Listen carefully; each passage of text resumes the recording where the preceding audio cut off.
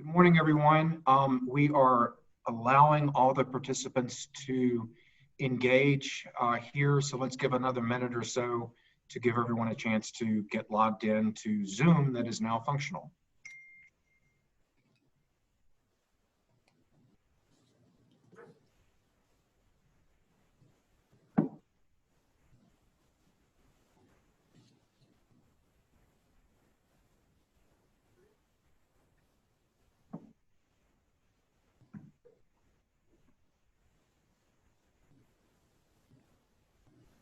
Looks like people are still joining. We're at 163. Ms. Larson, does it appear that everyone has joined that plans on joining? Yes. Okay.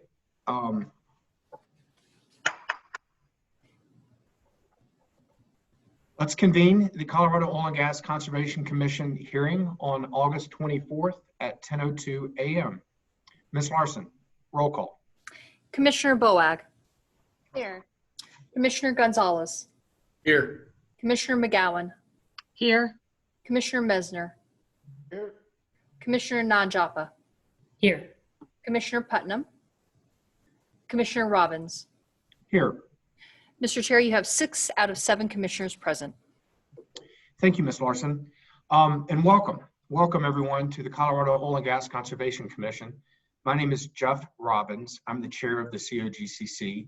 We have our other 4 voting members present, and we will have our ex officio non-voting members present shortly. I want to thank everyone for being here today. We want to recognize and apologize for the Zoom hiccup that occurred this morning. I think the fact that everyone decided to go to school via Zoom this morning probably overloaded the system, and it's awful nice to see that we're all here and we can see you and hear you now. This is a historic day. There has been a lot of blood, sweat, and tears from many people that got us to this day. There is disagreement on some of the issues that are before us, but I think there is universal agreement that we, all of us, will undertake the right next steps to accomplish the monumental task the Commission has been working toward. I'd like to set the stage for what we're about to do. On April 16, 2019, Governor Polis signed Senate Bill 19-181 into law. Since that time, the COGCC Volunteer Commission and staff have worked hard to implement the legislation into the daily activity of Commission. 3 rule sets have been adopted before this commission was seated, and today we are embarking on implementing the mission change rules. I'd like to thank the tireless efforts of Director Murphy and the COGCC employees who have worked hard to get us to where we're at on this historic day. For the sake of everyone and to sort of set the stage, I'd like you all to know what has happened to get to this day. There have been many action items. We published the mission change white paper. We published the initial straw dog rules. There was initial public feedback. The March posted rules occurred. There was additional public feedback. The June posted rules occurred. 93 entities filed for party status. We received party pre-hearing statements. We received party response statements. We received party response statements to the Our Children's Trust petition. And then the August staff draft of rules was presented. We've received 133 public written comments, and we have 122 witnesses to testify today. We have 3 weeks of hearings ahead of us on 5 of the 8 rule sets. We then take off 2 weeks, and then we take up the remaining 3 rule sets. And we're doing this all virtually on Zoom, hopefully. First, procedurally, I'd like to set a little procedural steps. First, we have to be nimble and we have to be patient, as was evidenced by this morning's Zoom hiccup. We should keep a steady pace. We should stay on task, and we should seek to stay on schedule. We should stop at our appointed time each day to allow all of us, including parties and stakeholders, to take evenings off with family, to catch up, or to get some sleep. I'm not trying to scare any of us, but I'm just being honest in the work ahead. I truly and firmly believe that we've got this. Frankly, through the work identified above and all the work that's gone to get us to this date, I note that there is remarkable agreement on most of the contentious issues that are before us. And for those areas in which there's disagreement, we have honest and capable and pragmatic, thoughtful parties that will help guide us to the right solution. Finally, I'd like to take a note of where 181 started in the winter and spring of 2019. It's certainly not the world we're living in now. To illustrate that, I'd like to quote Bernard Looney, the CEO of BP, who recently in a podcast spoke to the world that we're living in now and the world of oil and gas. He spoke to the pandemic, to the breakdown in the OPEC alliance, to the too much supply, to the destruction to demand, which was 5 times worse than any previous downturn. Then, having acknowledged all this, he noted the trend for clean, reliable, affordable energy was well with us before all this collateral damage. And he said, not me, he said that that trend is unstoppable. Then, having acknowledged all this, he noted that BP had already pledged to change to net zero response, that the staff of BP, society, and the stakeholders wanted it. He noted that the pandemic speeds this all up and reinforces the focus on sustainability. I summarize, I don't quote his sort of words. For oil, we really don't know what the future holds, but pandemic says it's less demand for oil. People see the fragility of the ecosystem and that things can change overnight, referencing our March 16th, we all working from home. He said, we see cleaner skies, the roads are quieter, there's less noise. Some of this will stick around as a reflection and impact the debate to a renewable future. So I wanted to set the stage for all of us. I wanted to set the stage with this big picture because I'm proud that as many Coloradans as we have on the Zoom meeting today, as many Coloradans as we've had that have helped inform this process and will continue to enforce this process, that for the past year and a half, heck, for some, for the past decade, we've worked hard to get to this point where we are right now at 10:08 a.m. on August 24th, 2020. The next few weeks, we are tasked with developing the 181 regulatory regime for oil and gas that will ensure that development is done in a manner that is protective and that Colorado will continue to be a lead regulator as the world's energy needs continue to evolve, as Chairman Looney articulated. So with that to set the stage, let's roll up our sleeves, let's get to work, and let's do what my kids continue to tell me is, Dad, you in Colorado, you guys got this. So with those remarks, I'd like to turn to Director Murphy, who's right below me on the screen. And I'd like you to set the stage for where we are, where staff is, where we're going, how we're going to get there. And then I want to thank all the Coloradans that are on the phone. There's 242 of you. And we truly, the commission truly thanks you for your participation, for your willingness to Zoom in today, for your willingness to be involved in this really important rulemaking, and for sharing your thoughts and your perspectives, all of which I can tell you that the commissioners that are seated before you or on your screen, we've read it all, we've listened to it all, we continue to actively engage in listening, and then we will be debating. And we really look forward to hearing from all of you. So I'll shut up now. Director Murphy, the floor is yours. Thank you, Chair, for the opening remarks. My name is Julie Murphy. I am the Director of the Colorado Oil and Gas Conservation Commission, and I am here to try to truncate a 30 or 40-minute presentation, hopefully into about 20 minutes to keep us on schedule. I would say that many of the things that I'm going to cover are at a high level, and staff will be engaging in a much more robust presentation and can take all sorts of questions and discussions later. So we look forward to that dialogue. And with that, I'm going to start a presentation.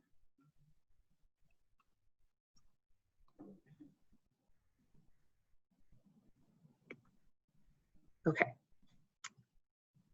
Mimi, are we good with the presentation? Yes. Yes, we can see it.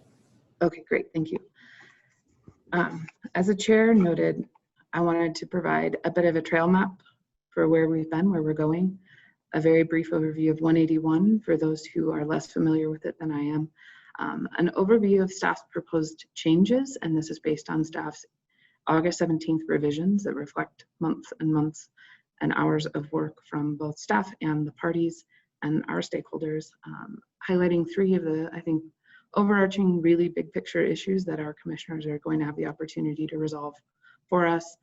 A brief review of staff's 817 revisions, just because they came in last week, and we think that they really represent some important consensus building and addressing a number of issues that had been outstanding. And then close with a quick framework for the hearing, just to help guide what we need to get done this week in particular. The only way that I could think about summarizing what the last decade or year or month has been for so many of us, both on staff and again, our stakeholders and new commissioners, especially over the last month, is to think about it like the Decalibron. And if we think about the 4 summits that exist in this kind of iconic Colorado hike, I've renamed them. I've totally appropriated this. I borrowed the map from 14ers.com because they're better at GIS and mapping than I am. And so I've tried to at least give a little bit of an acknowledgement to the website itself, but wanted to kind of walk through this to set the foundation for where we are and where we're going. I also want to point out where we are, which is a long way down the path, but certainly a momentous amount of work remains before us. And so let's just jump into kind of that 2008 timeframe. I think of this timeframe as what led up to 181, and a lot of work went into this stage as well. I think it kind of kicked off in 2008 with 2 important pieces of legislation, 1341 and 1298, that overhauled the commission itself. And from there, the staff proceeded along with key stakeholders and industry and local governments, and a number of other parties to address very targeted, important, mostly technical changes to how the commission functions as a whole. Again, a lot of work went into this, and I think it set the foundation for the phase shift that's now contemplated by 181. Once 181 was passed, we're a top-mount Democrat, right? We then looked to the next phase, which to me was kicking off the mission change rulemaking in early November with staff's white paper. Again, we were starting here at 181, and what did we need to get done? We needed to develop objective criteria to develop a permitting system that could work while we were working to implement rules.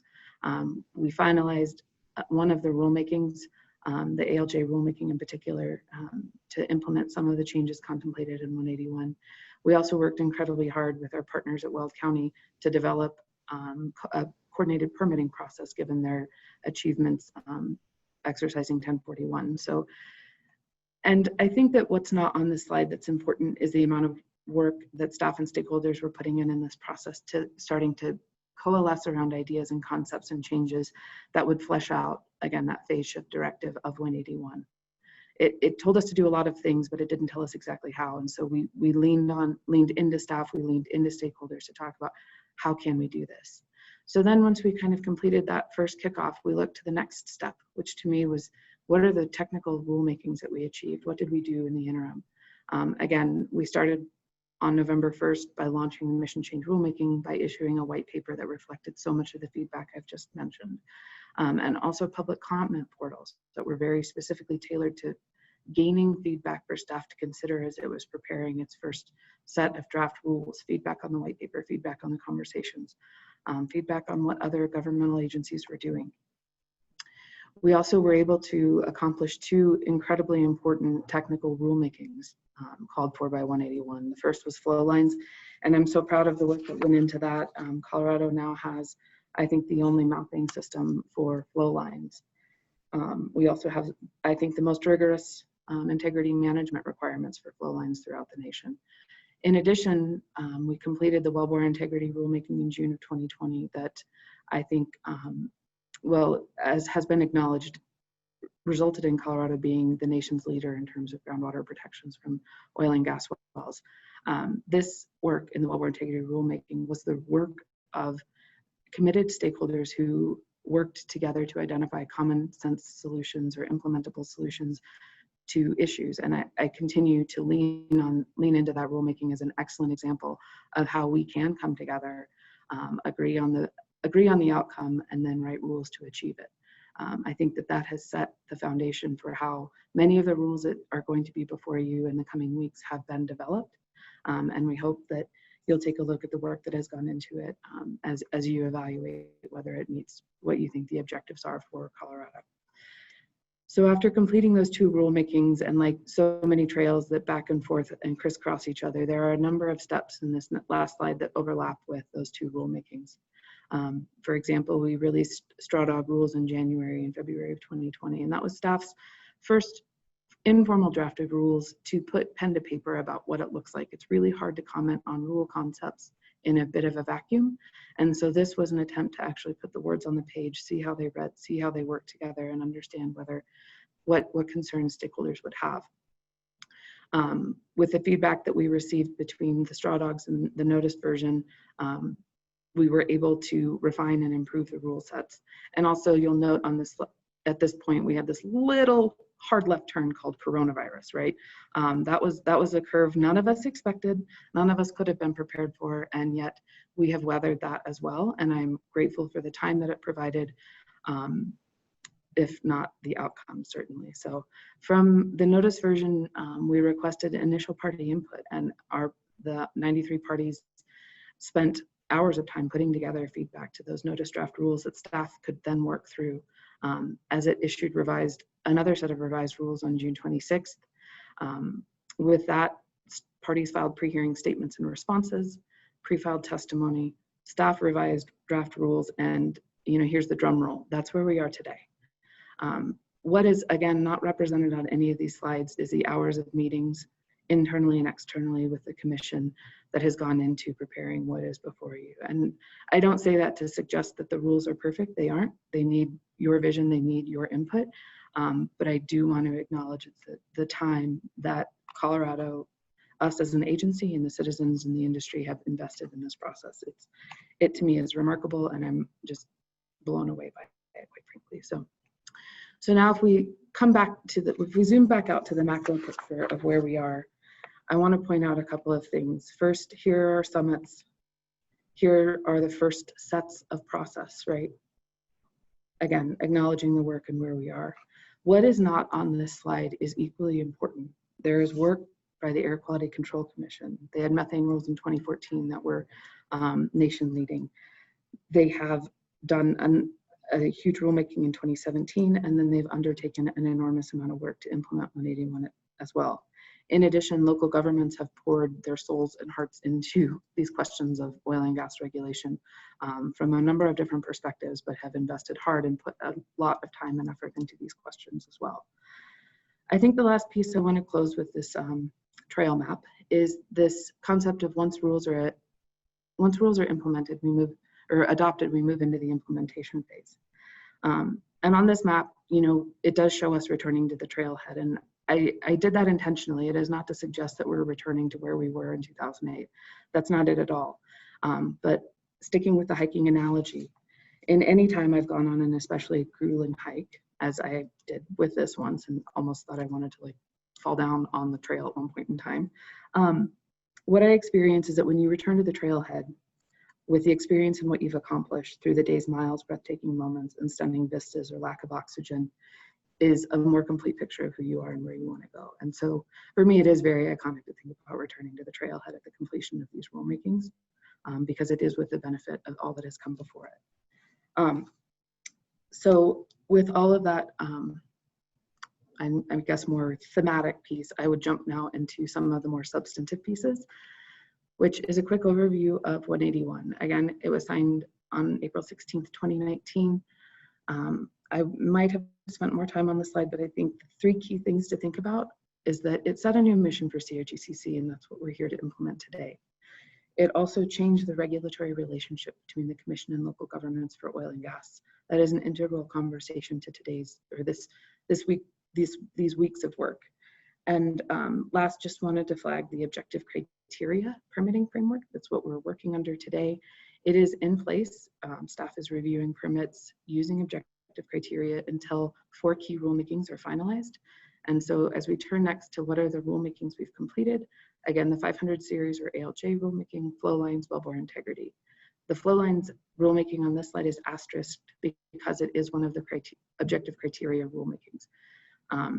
If we turn now to what is in process before you is the 200 through 600 rulemaking, and it will be followed by the 800, 900, 1200 rulemaking. And again, through these 2 rulemakings, we will complete the 4 objective criteria rulemaking. And once Once the rules adopted by this commission on 2 through 600, 8, 9, and 12 are in effect, the objective criteria permitting regime will evaporate. I don't quite know the right word, but that's kind of how I think about it. So I think jumping now into what are the thematic goals? What has staff sought to accomplish through this rulemaking?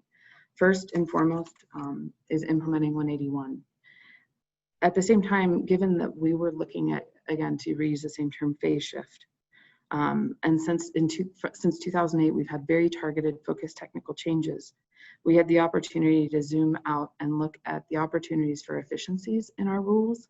We had the opportunity to reorganize our entire rule sets and make rules that maybe didn't match up as squarely as we wanted to, or had become outdated through changes in industry practice, or otherwise clean those up. And then also at times when I've read our rules historically, it felt like they were written in approximately 1951 when this commission initiated. And so why not bring that language into something that's more modern, more understandable, and also more readable? So those are a number of the reasons that we at the staff level elected to wholesale rewrite any number of subsets. There are lots of good rules on our books, but they could be improved, and also kind of addressing some of the foundational pieces from 181 that changed, in that from moving from foster to regulate and then transitioning to having from a volunteer to a full-time commission. There are underpinnings or vestiges of those changes that needed to be, or vestiges of those historical concepts that needed to be changed, and looking at it through kind of a wholesale rewrite afforded us that opportunity. It also created a lot more work and opportunity for our stakeholders. So we thank everybody for their patience and engagement as we've undertaken this exercise. To help acquaint us with where we're going, the new table of contents for the 200 through 600 series rules.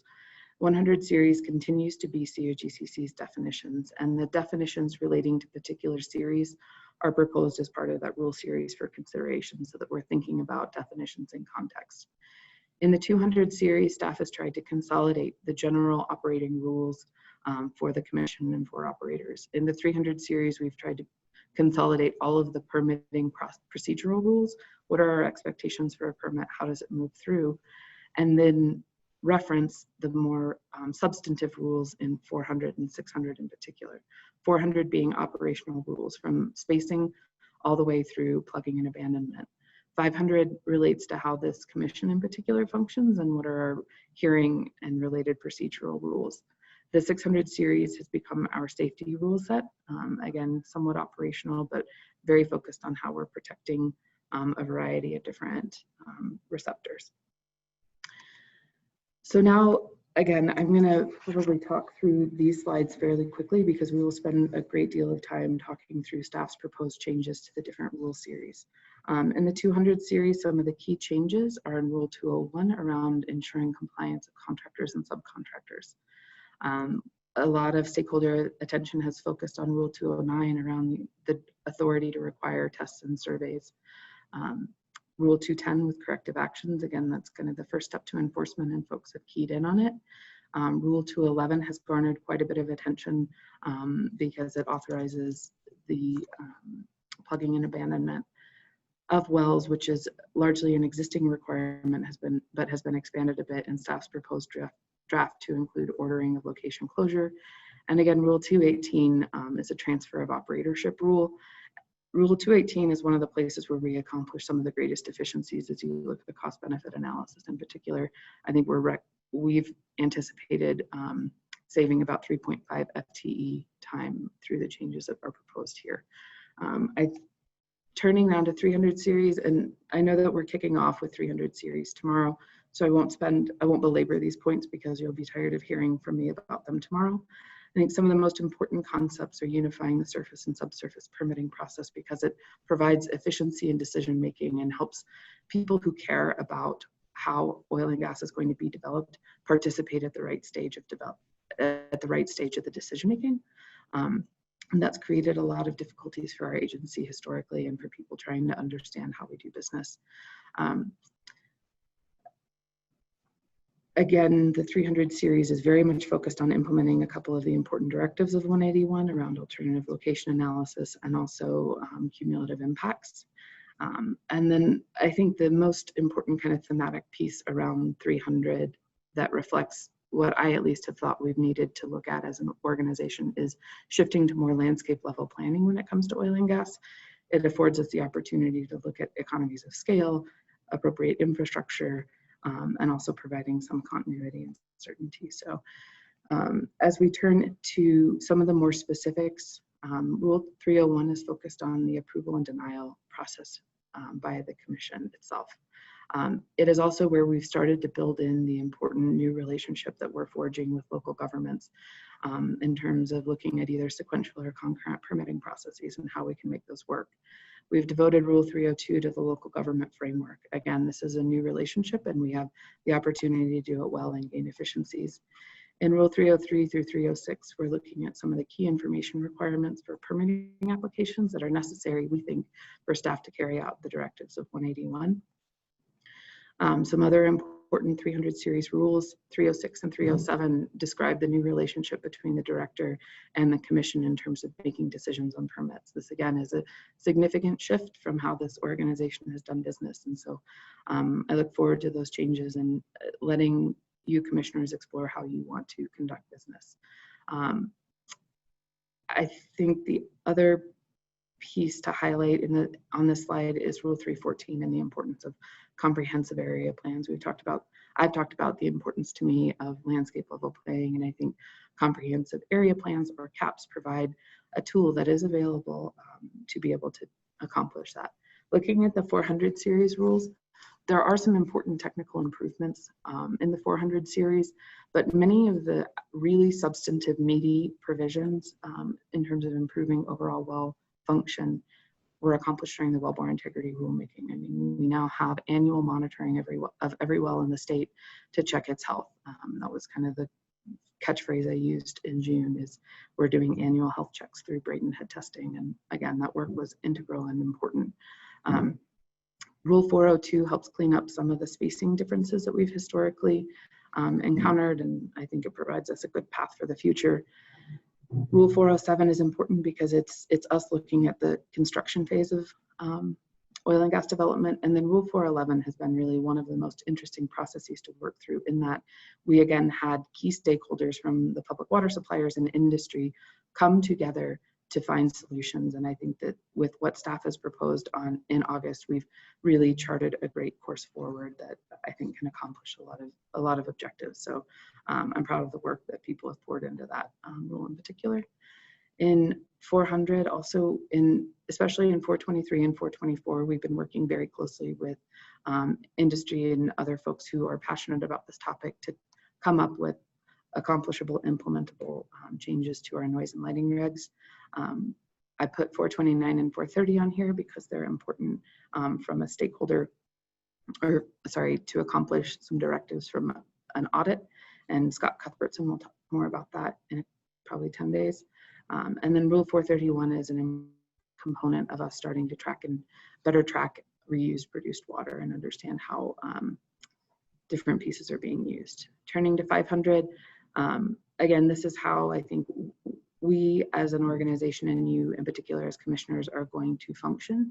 And so I think there's a lot of meat here for you to work through, but I also think that we've accomplished a lot of, we've overcome a number of the concerns, identified some of the most important topics to me are the affected person in standing conversation, how variances are reviewed, and then also, oops, it's not on here, I think I inadvertently dropped it off, but the responsible party standard. So in the 600 series, operation safety management has been hugely important. And I think, again, we've worked closely with industry to identify some solutions that ensure that they are able to accomplish what our objectives are when it comes to safety. And I think probably the biggest issue in the 600 series is setbacks. And I look forward to a pretty robust conversation around setbacks as we move through the next couple of weeks. A couple of other key technical changes from the 600 series are in 608, 609, 612, and 615. I want to flag that 612 around strengthening hydrogen sulfide is a safety standard, not an air quality or emission standard, because hydrogen sulfide can catch on fire. We're approaching it from a safety standpoint, so in the 600 series. So jumping now to probably the piece that everybody's just been waited for, bated breath, which are what are the three overarching issues. And to me, they are as difficult as they are simple to describe, which is what is the local and government relationship under 181, and how do we achieve efficiencies through co-permitting? The second one for me is cumulative impacts. How is COGCC going to coordinate with CDPHE to evaluate and address cumulative impacts? I think we've set out an excellent course, and we'll get into that detail more tomorrow. And then the third one, as I alluded to in the last slide, are setbacks, or 2 slides ago. This is a big, important, weighty issue that will require a great deal of reflection, I think. So those are the big 3 issues. I may walk through some of the accomplishments from the August 17th draft. I'm particularly proud of the work that's gone into environmental justice. I think some stakeholders came forward, and we've been working with a number of other folks to ensure that our agency starts to consider this and does it in a formal way. I also believe that there are other informal pieces that our agency can take up on the subject in terms of creating better access. So I'm looking forward to that conversation, this being the first step in that conversation. Again, I talked about the public water supply protections in Rule 411. I think that, again, is a great outcome. Lighting, noise, odor, and dust, we've made progress. Tank inspection standards. We also built out coordination with the federal permitting process to, again, achieve efficiencies. There's no need to recreate work as long as it's satisfactory and compliant with our directives under the Act and rules. We cleaned up wellbore spacing units, again, operation safety management. And I think I'm going to let everybody read the top items on this list and then draw all of our attention to the very last item, which is typos. We, I think, had 5 to 8 different people taking the time to read just pages and pages of our draft rules to make sure that all the semicolons were in the right place. I'm not suggesting that where the rules landed is perfect or without error, but we sure made great progress on that. And it was a lion's share of work, so I'm grateful for the work that went into it. Again, so here's where we are today, right? I think we have a better understanding of what we've accomplished, and then that takes us now to where we need to go. And I'm 4 minutes longer than I meant to be, but I wanted to put this schedule up to help keep us all on track, even though I've blown my own first timeline. It's a lot of work in front of us. There's a lot of time devoted to this, and I'm really grateful for the work that's gone into it and where we're going to land. So with that, I will close my opening statement. And I know this slide says, do you have questions? But maybe we can hold those and jump straight into public comment. Director Murphy, heartfelt thanks for that overview and for your hard work and for the hard work of the staff. Your leadership is critical to us moving forward.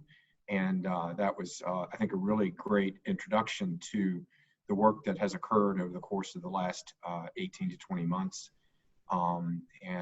With that, if you would stop sharing your screen, which will then let me be able to see all the commissioners. There we go, perfect. I see that we welcome Commissioner Dan Gibbs and Commissioner John Putnam. We're going straight into public testimony, but do either of you have any initial comments? You weren't here earlier. No, sorry, I was running a few minutes late, but glad to be with you all. I look forward to public comment. Yep. And I'm also really looking forward to hearing from the public today and the parties in the days to come. So let's get to it. Great, then let's get to it. We have a list of, I think it's 133 or thereabouts public commenters. As has been our history, we start with elected officials who will receive 5 minutes for public comment, and then we'll move into constituents across the state of Colorado for public comment. They will be called upon in the order in which they signed up. I will attempt to call up a couple of 3 individuals, who's up, who's on deck and who's in the hole. And then that way people will have an understanding of when they will be talking. I'll be keeping time and we will move forward. Ms. Larson, any other initial comments about public comment? I think we're set from 10:30 to 12:30 for our initial public comment. Then we'll take a break, and then we have public comment from 1 to 3. We take a 10-minute break then. All of these times are estimates. And then we go from 3:10 to 5 with public comment. We take an evening break from 5 to 6, and then we start up with evening public comment at 6 o'clock. Anything else, Hearings Officer Larson? No, you've covered it all. Thank you, Mr. Chair. All right. So we will start with public comment. The first person up is Majority Leader Steve Finberg.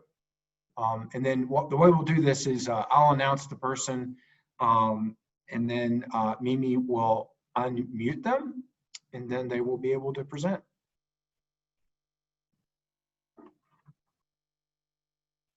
All right, can you hear me? We can hear you, thank you. Okay, great. Well, thank you, Chair Robbins and Commission. As we all know, Senate Bill 181 offered sweeping changes to how oil and gas is regulated in Colorado. And here we are a year and a half later, and we're in the thick of implementing this historic piece of legislation. It's already been a long road, as many of you have experienced, and there's still quite a bit more to go. I commend the Commission and the staff for their incredibly hard and detailed work in drafting rules to implement 181. This is truly a Herculean endeavor, and as one of the sponsors, believe me, I know that this can be a bit of a thankless task. No matter what you do, there will be people who believe wholeheartedly that you haven't gone far enough, and at the same time, there will be people on the other side who equally believe that you've gone way too far. However, the task of implementing the mission change, I believe, is the most important one. And Senate Bill 181's directive was to change this commission from one that fosters an industry to one that regulates an industry. And I think that's a sea change. And it's a sea change that I believe is not only doable, but is necessary in order to protect public health, safety, and welfare. I think the most recent draft of the rules generally capture the spirit and the intent of Senate Bill 181. However, in reading through some of the pre-hearing statements to the draft rules, I felt I needed to clarify just a few points. So in the statements from industry and from WRLG, they argue for something that I believe, and I think the other sponsors believe, is counter to the intent and spirit of Senate Bill 181. The crux of this is in the concept of what local control means and how the state's regulations interplay with a local government. And I know there will be a lot of discussion among the Commission on this topic. They claim that a local government now, after 181, has the exclusive authority in all but maybe the most exceptional situations to decide where oil and gas activities are located and whether the impact on public health is acceptable. To do this, to make this argument, they basically base their argument on a quoted section of the bill. Both pre-hearing statements quote this, and that is the section that says, "Nothing in this Article 60 alters, impairs, or negates the authority of a local government to regulate oil and gas operations." When I first read that, I'll admit on its own and out of context, they make a pretty compelling point. The only problem is that I believe they have done two things when they have made this argument, and that's that they disregarded the context of the paragraph that sentence is actually found within. And then they also removed part of that sentence that they're quoting, which I think is a very important part. And that is a section that references another part of the bill that actually, I believe, disproves the point that they're making. The context of the paragraph they're quoting is actually about how the Oil and Gas Commission has unqualified and total authority over oil and gas issues. And so I think that alone should probably provide a clue that the intent of this section of the bill was not to provide local governments exclusive authority. The part of the sentence that they left out, it seems innocuous, but it says, "except as specified in section 3460-131." So it's a clause that limits the part of the sentence they actually quoted. And if you go over to that section of statute, it specifies how state and local regulations for oil and gas are supposed to interplay. And that is that a local government can have a different regulation only if they are more strict. In other words, the state regulations are a floor and a local government can go above and beyond that floor if they wish. I went back to listen to the legislative hearings to see if there was perhaps maybe just some massive misunderstanding along the way, but I was assured that it was abundantly clear what this bill is meant to do. One of the most vocal opponents of 181, who is a signatory to the pre-hearing statement, also quoted in today's Denver Post, explained the very fact to us during the committee hearing, and that was Weld County Commissioner Barb Kirkmeyer. She explained it pretty clearly, actually, and she states in the committee record, she says, "The public has primarily heard that this bill will give more local control over the oil and gas industry. Make no mistake, this bill is not about local control. It is about total control. The truth is this bill defines local control as their way or the highway." She then references section 3460-101, which is the section that was left out of that sentence, or the reference was left out, and states, "This section lets multiple state agencies or commissions preempt a local government. If the governor and legislature truly want local control, then they should put into the bill, a true devolution of power to local governments in this section." She then goes on to explain that her suggested amendment would say that when there's a conflict between state and local government, the local regulation would control. I'll remind the commission that we did not take Commissioner Kirkmeyer's suggestion, and we did not put that amendment in the bill. She then concludes, "The true goal of this bill is to create and implement stricter regulations on oil and gas by which the rest of the state must follow." I think that's actually a fair characterization of the bill. She, I think, probably meant it in a derogatory sense, but that is objectively what this bill was meant to do, to create stricter regulations on oil and gas for the state. Those who opposed Senate Bill 181 knew exactly what the intent of the bill was, and I would argue that's actually why they opposed it. It is absolutely okay to disagree with a piece of legislation, but it doesn't mean you can change the intent of that legislation after it's signed into law. It's critical that Senate Bill 181 be fully and effectively implemented as envisioned by the sponsors. And that's not just because I think protecting health and safety is important, but I also believe that it's important for fidelity to the democratic process. And in these trying times, probably to democracy itself. This bill represents a major moment in Colorado history, and it reflects how representative democracy is supposed to work. Therefore, it is our collective responsibility to see it through. If we don't, I think it's inevitable that a bill in January or a future ballot measure in a November election will seek to do it for us. But I believe it's actually best for all of us, citizens, the environment, the industry, that instead we fully and effectively implement the spirit and intent of Senate Bill 181. Thank you so much, Commission and staff, for your hard work and for allowing the sponsors of this bill to speak today. Thank you. Thank you, Senator. At this time, we would recognize Speaker of the House, Casey Becker. You are now unmuted. Hi, thank you everyone. Members of the Oil and Gas Conservation Commission, thank you and your staff for all the hard work in preparing this comprehensive rulemaking. This rulemaking is critically important to communities who've been left out of the process over the years, but who are impacted by oil and gas development in their daily lives. Times are uncertain and challenging for all, but I applaud your recognition of the need to continue stakeholder and public engagement by moving proceedings to a virtual format.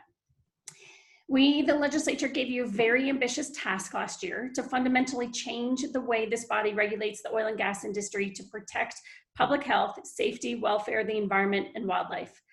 I appreciate your commitment as the new professional commission to develop the expertise necessary to adequately fulfill the intent of 181. Steve addressed the centrality of the mission change component of the bill, so I'll refrain from repeating the same information except to say that if a proposed oil and gas development cannot occur in a manner that protects public health and safety, it shouldn't be approved. I'm going to address the local control aspect. Senate Bill 181 was clear. Both the COGCC and local governments have the authority to regulate surface oil and gas operations.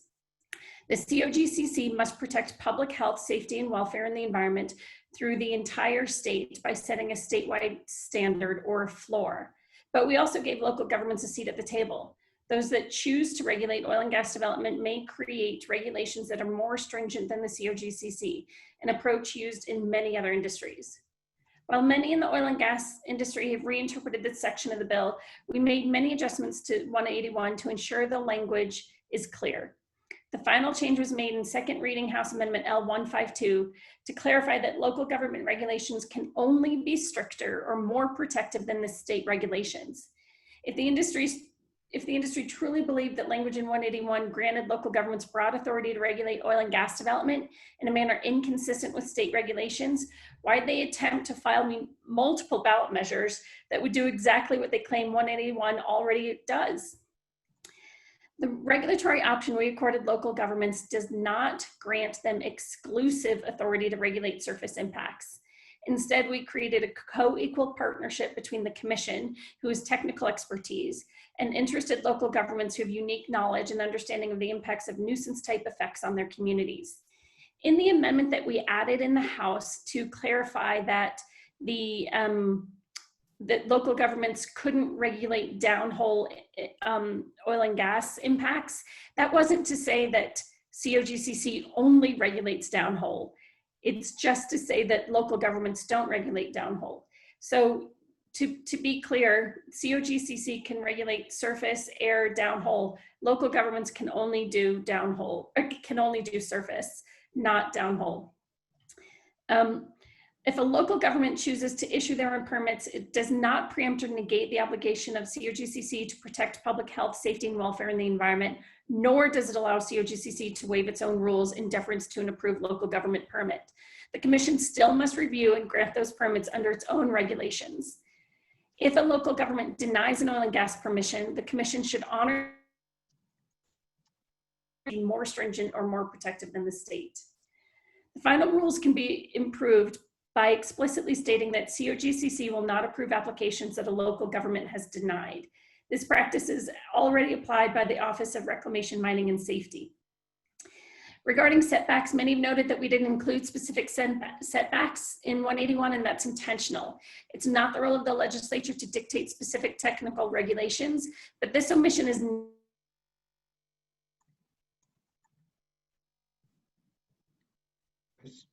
Speaker Becker, we've lost you. associated with oil and gas operations within Okay. 500 to 2,000 feet of occupied buildings and consistent with CDPHE health study. I appreciate the Commission's understanding that scientific studies on this issue are ongoing and will continue to inform the Commission's actions well into the future.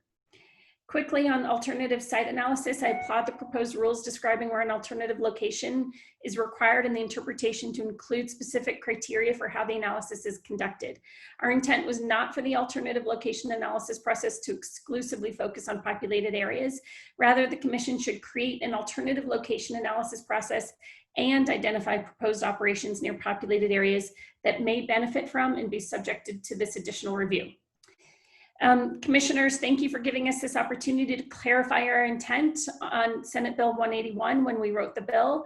I urge you to do your due diligence and prioritize public health, safety, welfare, and the environment in all future matters.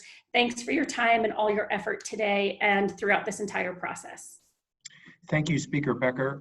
If I could, I'd like to have you repeat the point you were making about setbacks. You cut out and none of us were able to hear that point. Okay, so I said many have noted that we didn't include specific setbacks in 181, and that was intentional. It's not the role of the legislature to dictate specific technical regulations, but this omission is not a stamp of approval for existing COGCC practices. Under 181, the Commission has the authority to increase setbacks based on public health and safety risks associated with oil and gas operations within 500 to 2,000 feet of occupied buildings and consistent with CDPHE health studies. So that's what it was. Thank you very much for repeating that, Madam Speaker. And thank you. I also said I appreciate the Commission's understanding that scientific studies on this issue are ongoing and will continue to inform the Commission's actions well into the future. Thank you. Seeing the other commissioners nod, I think we all missed you on that point, so we appreciate that. Testimony. At this point, we will turn to Representative Caraveo. and you are now unmuted. Good morning. Very good. Good morning. Thank you all for listening to our testimony and taking our considerations taking our points into consideration when talking about the intent of 181. You know, as a medical professional and a representative of a community impacted by oil and gas development, what I really want to speak today about is the core principle of SB 181, which is public health and safety. This bill was really a response to a decade's worth of calls to protect communities from the industrial and dangerous nature of oil and gas extraction. The COGCC had in previous years had hundreds of complaints about things like coughing, nosebleeds, breathing problems, and other symptoms in localities near oil and gas operations. And the state's most recent study, as Madam Speaker mentioned, substantiate these concerns. The study demonstrated that people can experience negative short-term health conditions after exposure to released chemicals such as benzene, anywhere from 300 to 2,000 feet away from the site. While the science and the studies in this area are evolving, as Madam Speaker mentioned, there are many studies indicating that prematurity is at an increased rate in areas that are impacted by oil and gas exploration, and there is also an increase in congenital heart defects in infants born in areas that are impacted. In fact, when the air quality improved during the coronavirus stay-at-home orders, we actually saw a dramatic decrease in the number of premature infants that we were seeing in the hospital. While we need to continue research on chronic illness and learn long-term health impacts from operations, the science is clear. Oil and gas operations have deleterious effects on the health of nearby communities. And these are even more disproportionate when you're thinking about working families and communities of color. A 2016 study found that Latino children in the Denver metro area, because of oil and gas emissions, experience heightened rates of asthma and miss more school because of these health conditions. This study also found that Latino communities in Colorado experienced disproportionate rates of cancer due to emissions released by oil and gas operations. This is why the legislative intent surrounding SB 181 has always been focused on raising standards statewide to protect communities and to allow local governments to go beyond these standards. The COGCC's rules have in the past failed to protect health and safety of communities impacted by oil and gas explorations, in part because of its structure. Until SB 181, it had served as a rubber stamp for permits, not a regulator. And it had actually pushed back against communities who were fighting development. This is why we changed the mission of the commission to regulate, not foster operations in accordance with the health and safety of communities. Rather than fostering a dangerous industry, the COGCC is now tasked with considering permits through this new paradigm. If a permit is going to potentially harm hundreds of families and maybe send newly asthmatic children to pediatric clinics like mine, then it should not be approved. The presumption that the industry will get its way as long as it checks some boxes no longer holds.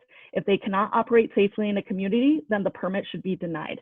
Therefore, SB 181, as we have said, is really a sea change and the structural reform that we needed.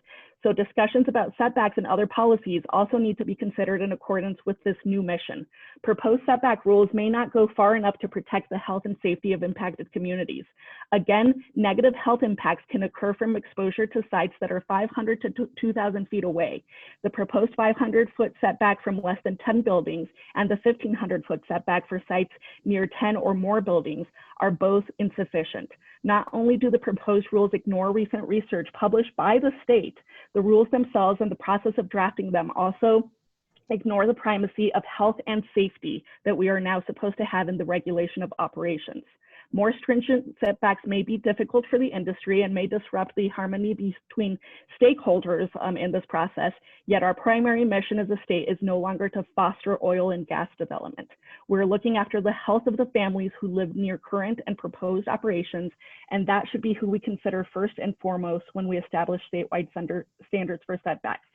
While most people in this virtual room understand the complexities of the issue, very few know what it's like to see children who come into your clinic unable to breathe because of conditions exacerbated by air pollution and nearby oil and gas operations. Considering the crises that our state faces, it's time that we truly prioritize health and safety. And fortunately, this is what SB 181 put into law. Thank you very much. Thank you, Representative Caraveo. We appreciate your comments. We now have Senator Mike Foote. He will be unmuted, and you are now able to testify. Thank you very much. Thank you to the members of the commission for hearing this testimony. My name is Mike Foote. Senate District 17 is my district. That's Eastern Boulder County. And I was one of the bill sponsors of Senate Bill 181. I wanted to cover two main points from a bill sponsor's perspective during these comments. Number one is the focus on public health and safety and the denial of permits when appropriate. So the granting of permits to drill should not be just a plug and chug kind of exercise. And this was how it was done up until Senate Bill 181 passed. Permit approval was mainly a staff exercise. And if the operator checked all the boxes, then the permit was then approved. But now you all, as you know, of course, have a full-time professional commission. You have the time, you have the expertise, and you have the statutory authority under 181 to say no to some of those permits.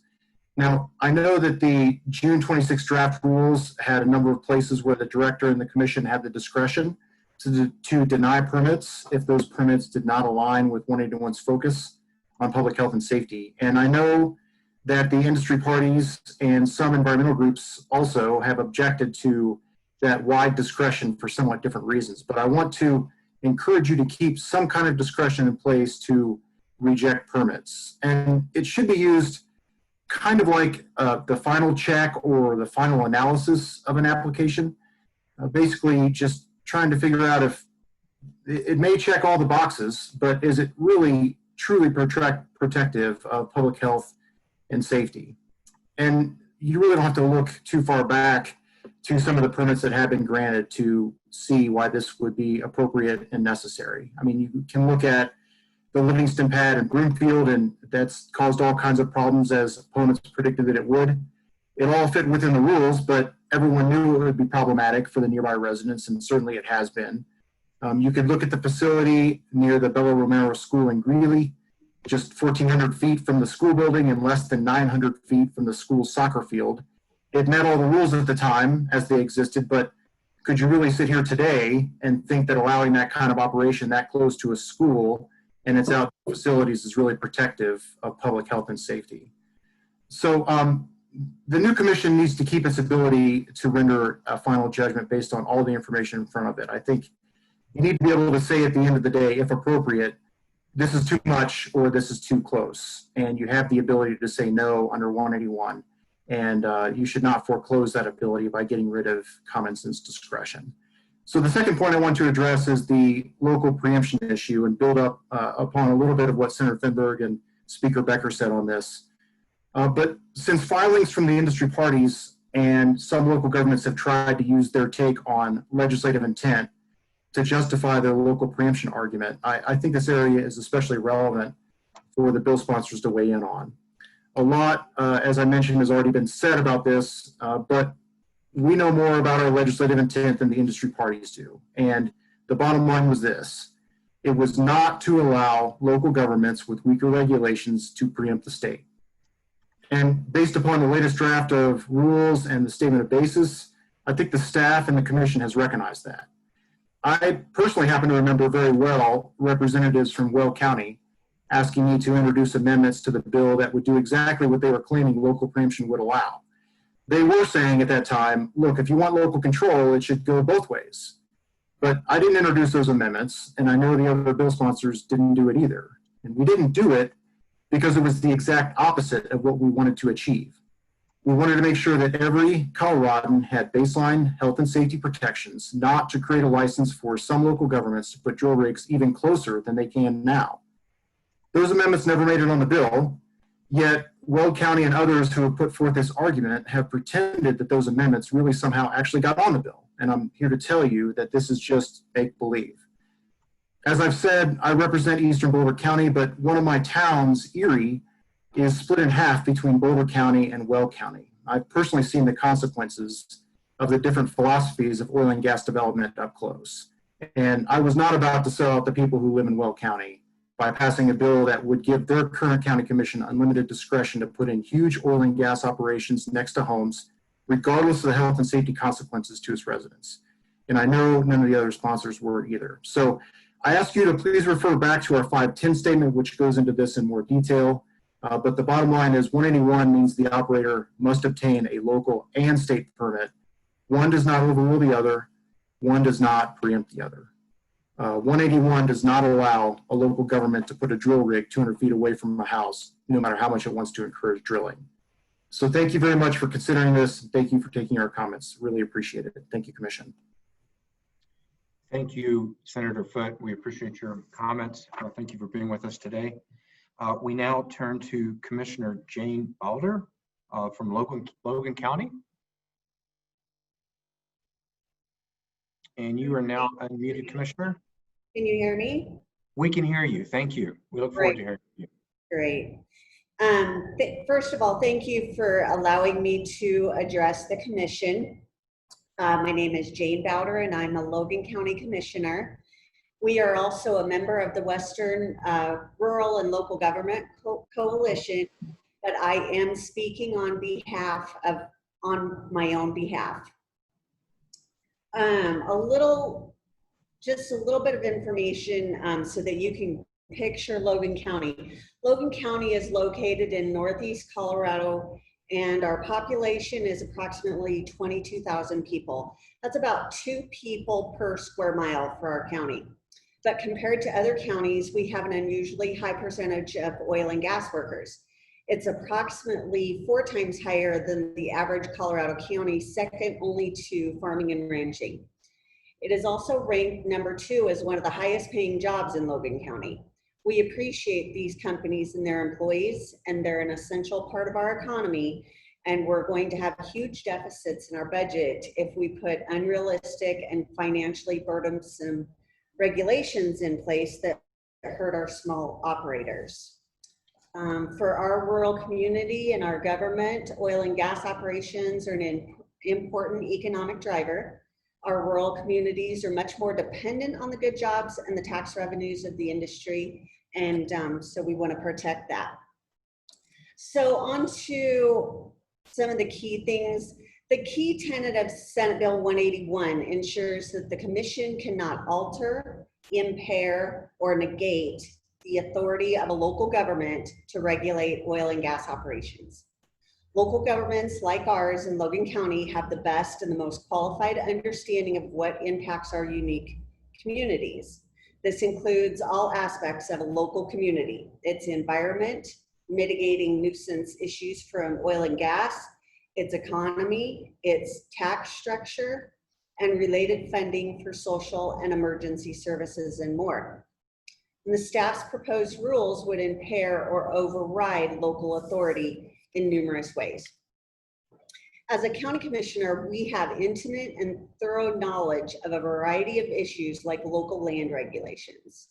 The 200 series rules as proposed impair our local government authority to regulate surface impacts of oil and gas activity. Specifically, something that SB 181 was created to avoid.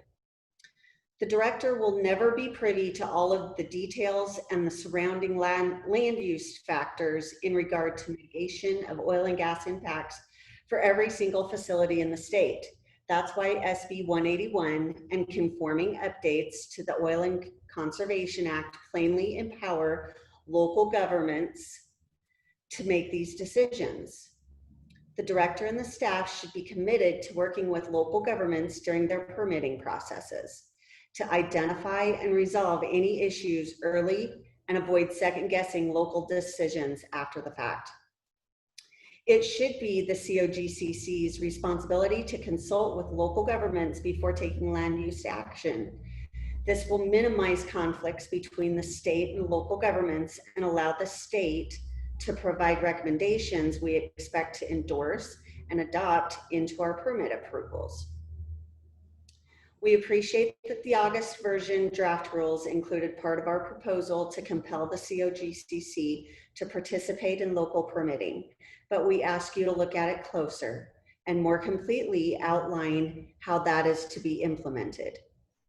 In summary, local government knowledge is needed, impact mitigations, and permit approvals is not considered or respected under the rules as proposed. And I believe that that should be the starting point for these rules. Thank you for your time. Thank you, Commissioner. We appreciate your testimony. We now have Commissioner Rose Puglisi from Mesa County. Sorry if I butchered your name. We would like to hear from you. Thank you, Mr. Chair, and thank you for the commission for this opportunity to speak today. My name is Rose Puglisi. I'm a Mesa County Commissioner and a member of the Western Rural and Local Government Coalition, although I am speaking on my own behalf today. So Mesa County is the 10th largest county of the Big 10 counties in the state, but we're the only one on the western slope. So we have both rural and urban challenges. While we don't have as much drilling as our neighbor counties, we are the hub of the energy industry in Northwest Colorado. And that's because the employees and the service industries reside here. Their children go to our schools and they are part of our community. And so one of my concerns, building on Commissioner Bowder's comments about local control, within these proposed rules is the proximate local government provisions. These provisions require 2,000-foot buffer between proposed oil and gas operations and an adjacent local government boundary. So basically what you're doing is empowering adjacent governments to undermine our relevant local government authority to make siting decisions, and this is not acceptable. The commission has not provided any evidence of why a 2,000-foot is the appropriate threshold to completely impede our local government authority. I believe that a 2,000-foot buffer is absurdly large and unsupported by the experience or any data. And especially in rural Colorado, this one-size-fits-all doesn't work for us. Our resources different, our access to the resource is different, our topography is different. And I just want to be very clear. Western Colorado is not the Front Range, and we shouldn't be policed like we are. And we are in the best position as elected local government officials to deal with our neighboring counties and municipalities to support energy development in a very responsible way. And so we generally enter into intergovernmental agreements and work on our local government relationships in that way. But having our neighbors make land use decisions for us, it completely impedes our local government authority, and it's just not right. We ask that you respect local government authority. And when we talk about being the most qualified, we are elected officials, local elected officials, which means our constituents elected us to represent them. Our duty, our major duty, is to protect the public health, welfare, safety, and the environment of our constituents. And I'm a mother of 2 young children that I'm raising in Western Colorado in Mesa County. And of course, we want clean air, clean water. We want to protect our constituents. I want to protect my children and the children of all of my constituents. This is a high priority. But we need to have a good balance between our high-paying jobs that support our community and protecting our people and the environment. And I don't think it's an either-or decision. I think you can have both. You just need to bring balance to the table.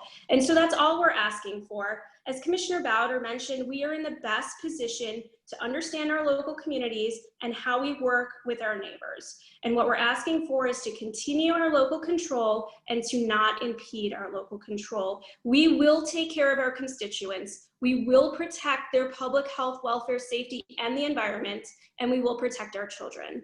Thank you again for this opportunity, for letting us speak, and I appreciate the job that you all have to do. We know it's very difficult, so thank you.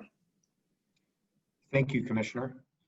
We now have Commissioner Ray Beck from Moffett County. We're going to find you, Mr. Beck, and we're going to unmute you. Give us a sec. Mr. Chair, we are not able to locate Commissioner Beck at the moment, so if you wish to move on to the next speaker, we'll keep looking for him. That sounds good. Mr. Beck, if you want to raise your hand, Ms. Larson will be able to find you. We would turn to Lisa Peering. I'm not sure, it looks like she works with Rangeley. Ms. Peering, you are going to be unmuted, and if you could identify yourself and speak, we look forward to hearing from you. Okay, good morning. This is Lisa Peering. Can you all hear me? We can. Okay, great. My name is Lisa Peering. I'm the town manager for Rangeley, Colorado. We're a member of the Western Rural and Local Government Coalition, but I am speaking on my community's behalf. First, I'd like to share a little bit about our town and residents. Oil and gas employment has supplied a great life financially for our families and our community, and it's a huge part of our economy since the onset of the Rangeley oil field. The Rangeley oil field is directly adjacent to the town and is one of the oldest and largest oil fields in Western Rocky Mountain region. Rangeley local and county governments have managed and coexisted with this field for more than 55 years without difficulty or safety concerns. Our community is surrounded by BLM land, which is not intended just for oil and gas development, but is also for our enjoyment and protection. We believe that can be a real benefit when managed locally by supplying jobs to our residents, as well as an area for great recreation to take place for everyone. Rangeley has about 2,300 residents. We are rural and small, but we love our way of life and what we have. You often hear comments when visitors come to town about the clean air we do enjoy in Rangeley, which many times is much cleaner than other parts of the state, especially on the Front Range. The recreation we're surrounded by. Public hearings and input from our local government and those who have spoken before me have mentioned should control the land use and other ordinances, not only to make efficiency sense policy-wise, but to keep the values and importance of our public meetings. We are not the Front Range. We do not have the huge amount of population that you have. We shouldn't be governed by those policies. We are different, and we cannot have one size fits all. We need that representation in our area. Without local control, as we see it missing in your draft rules, the importance and impact of local citizen input at the local held public meetings would be completely diminished. If city decisions are made at the statewide level with the Colorado Oil and Gas Commission policing every decision, and local governments are prohibited from reasonably regulating nuisance impacts as the law allows, it will greatly impair the ability for local government and citizens to participate in the process at the local level and have their voices heard. Every citizen and every voice should be heard, not just at the state level. As a manager of a small town like Rangeley, I can tell you firsthand, we rely on our citizens to provide input on key decisions that are made. And if their input is diminished and our citizens stop their participation in the local government process, we lose a really big part of what makes the process function so well. The public hearing issue that I bring up is just one of many unintended impacts of the proposed rules will have in the rural parts of our state. And I ask that you revise those rules accordingly, that the negative unintended consequences of this rulemaking are eliminated. Finally, as been mentioned before, protecting public health, welfare, and safety and the environment is always all of our local government's top priority. I was raised and grew up in Rangeley on a ranch. I worked in oil and gas for over 20 years. I'm now in government. I have seen impacts from every industry on public health and safety, but I will tell you, every oil and gas operator has put that at the top of their priorities in our community. I believe that our locality knows how to protect our citizens and the environment, and they certainly know the voices and thoughts of our citizens. I appreciate your time and thank you for letting us comment.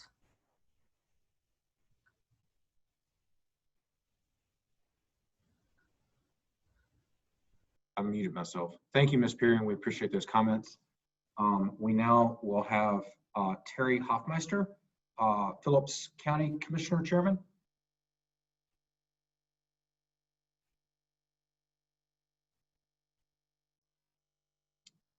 Give us just a sec, Mr. Hoffmeister. Ms. Larson, if you could unmute Mr. Hoffmeister.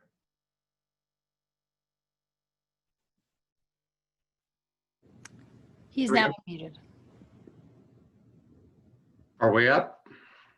Yes, we can hear you. We look forward to your testimony. Okay. All righty. Thank you. Good morning. Just appreciate you allowing me to speak this morning. Terry Hoffmeister, Chairman of the Board of County Commissioners of Phillips County. We're far in the northeast corner of Colorado. I'm speaking on my own behalf this morning. I have 35 years working in upper management for a Fortune 50 company before becoming a county commissioner for Phillips County. In Phillips County, we believe in small government attitude.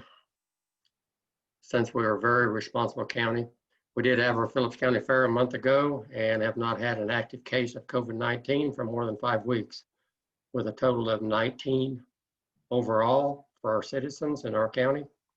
Our normal county operating budget is made up of 22% from oil and gas tax.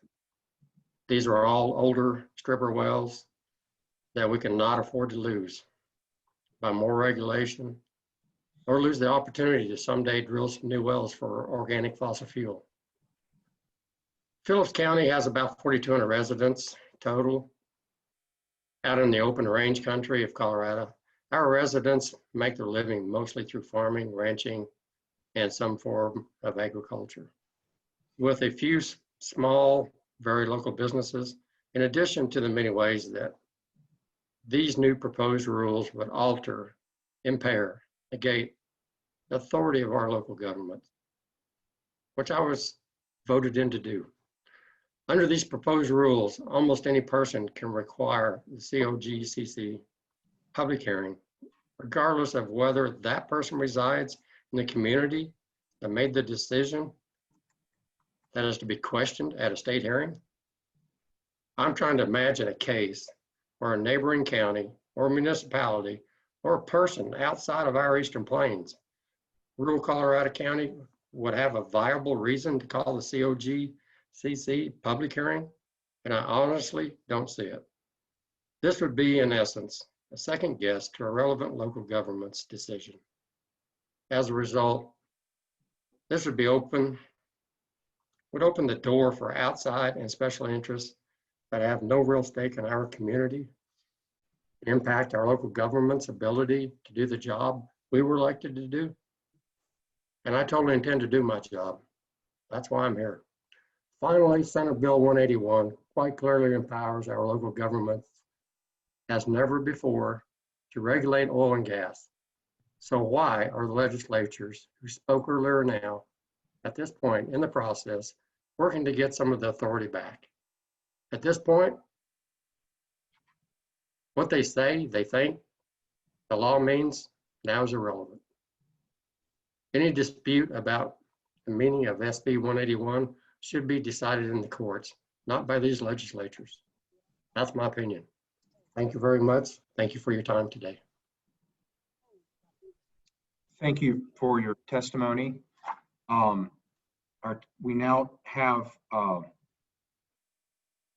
someone from the town of Parachute, Stuart, and I do not know your last name. Ms. Larson, are you able to find Stuart MacArthur?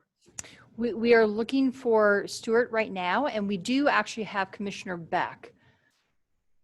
So okay, let's do MacArthur first, and then we'll go to Commissioner Beck. Okay. Mr. MacArthur, you are unmuted, and you can now speak. All right, thank you. My name is Stuart MacArthur. I'm the town manager of the town of Parachute. I'm speaking on my own behalf.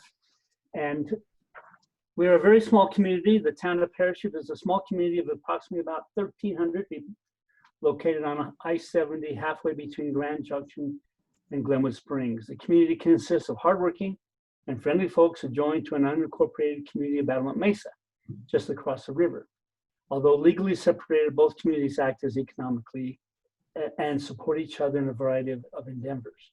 The town of Parachute and Battlement Mesa serve as the gateway to the natural gas-rich fields of the Piceance Basin, the gateway to the Western Rockies. Oil shale abounds in the cliffs north of the area, where research and exploration of its production potential continues today. The local economy has always relied heavily upon the land and natural resources to provide economic growth and stability. As a result, the region is currently highly dependent upon the global natural gas demand and is susceptible to boom and bust. We feel a deep connection with our landscapes, but yet with our economy, as although we are close to Rifle and Grand Junction, the community does not have a diversified economy. and a major percentage of its labor force is employed by the natural gas industry. As a result, much of the local economy and labor force is directly exposed and impacted by natural gas slumps, economic downturns, and obviously now with the proposed rules of the Senate Bill 181. I imagine that the commission staff has little to no knowledge or experience of the town of Parachute's land use codes or ordinances related to traffic, noise, dust, odor, or similar impacts. That knowledge, county by county and municipality by municipality, lies with the local governments throughout Colorado. The 400 series rules call to establish one-size-fits-all statewide standards for noise, lighting, visual impacts, odors, and dust related to oil and gas operations. This is a clear example of the differences that are not respected between rural and urban Colorado, and how statewide standards are not logical. Population density and land use are the main considerations when establishing these standards, and as such should be regulated based on local population density and land uses, and informed by local government consideration of what works on a site-by-site basis. As town administrator, I know the ins and outs of our local land use codes and ordinances, and have a far greater knowledge of the impacts proposed changes would have on those codes and ordinances in our local community. Why would that knowledge be passed over in the process rather than being harnessed and used for sound policy? It would be a missed opportunity to avoid active and ongoing input from our local governments in these processes and decisions, as we have a trove of knowledge that can be used to make decisions better informed and more efficient for everyone involved. I thank you for your time, and good day. Thank you for that testimony. We appreciate hearing from you. I believe, Ms. Larson, we're going to go back to Commissioner Ray Beck, that we have located him. Yes, we have.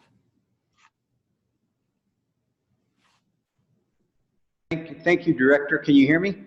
I can, and you're identified as Jeff Comstock, but please identify yourself as who you really are. Yes, this is Commissioner Ray Beck. Thank you. Okay. All right, thank you, sir. I am Ray Beck, Chairman of the Moffat County Commissioners, but I am coming to you today not representing any organization or group, simply myself. I want to personally congratulate you in your new positions. This is a historic time where the Commission has been established different than any time in Colorado's history. I have followed Senate Bill 181 process since its original proposals in legislation, and I urge you to take into consideration the unique circumstances of the Western Slope when it comes to energy development. And in your new roles, please understand that no one knows their communities better than local elected officials.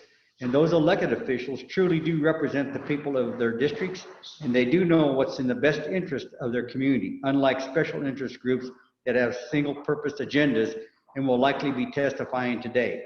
My home county of Moffat County has decades of history in the energy sector: oil, gas, coal mining, coal-fired electric generation, and even hard rock mining and precious metals operations up of our history. Currently, fossil fuel-based industries working on federal minerals make up all our top 10 taxpayers in Moffat County, which is over 60% of the county's tax revenue.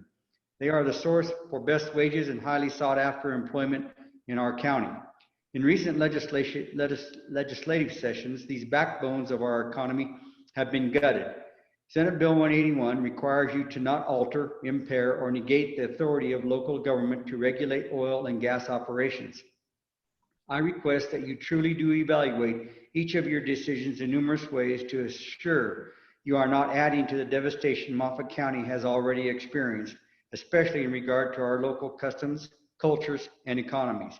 With all due respect to Speaker Becker and Senator Finberg, it does us no good to be able to be more restrictive than the state, because the state's floor is so restrictive, companies have left my county due to your restrictions.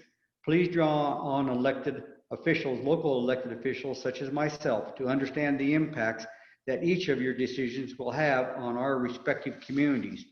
Part of assuring that communities are left intact after rulemaking is to make sure that the 200 series of rules do not remove local elected officials' authorities.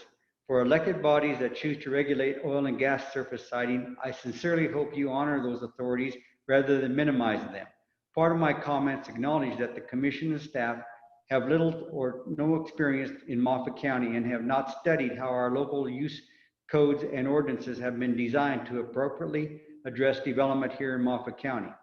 Therefore, I continue to urge you to incorporate true and meaningful consultation with local elected officials prior to decisions being made that affect their jurisdictions and communities.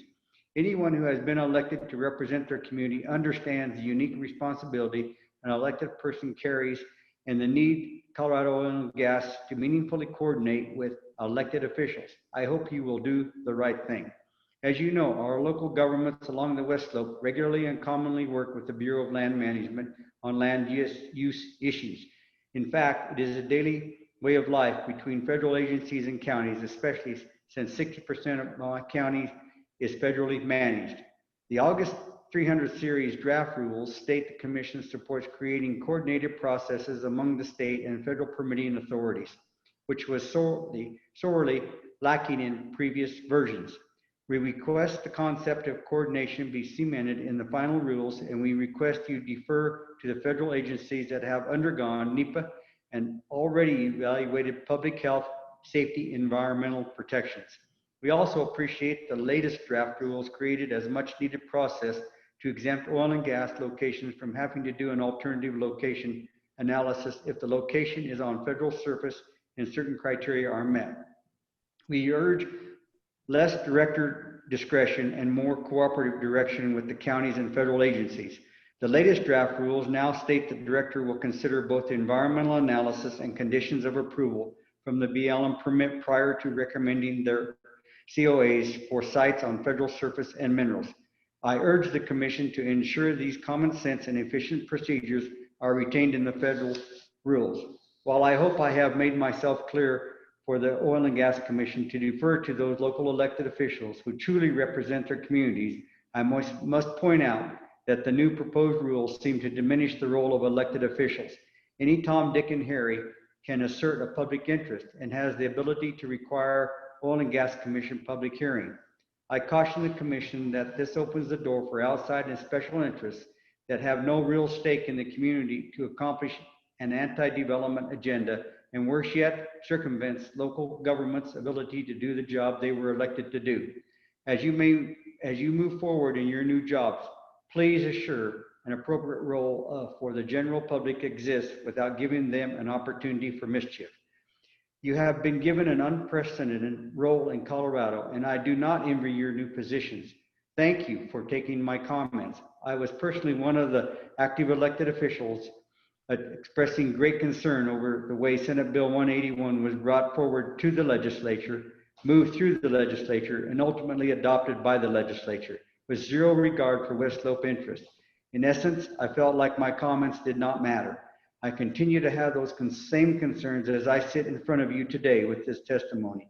Please take heart to the above request to incorporate the oil and gas regulations that work for my community, which I have been elected to represent for over 13 years. And thank you for your time today. Thank you, Commissioner Beck. We now turn to Jeff Lehman with the Town of Silt.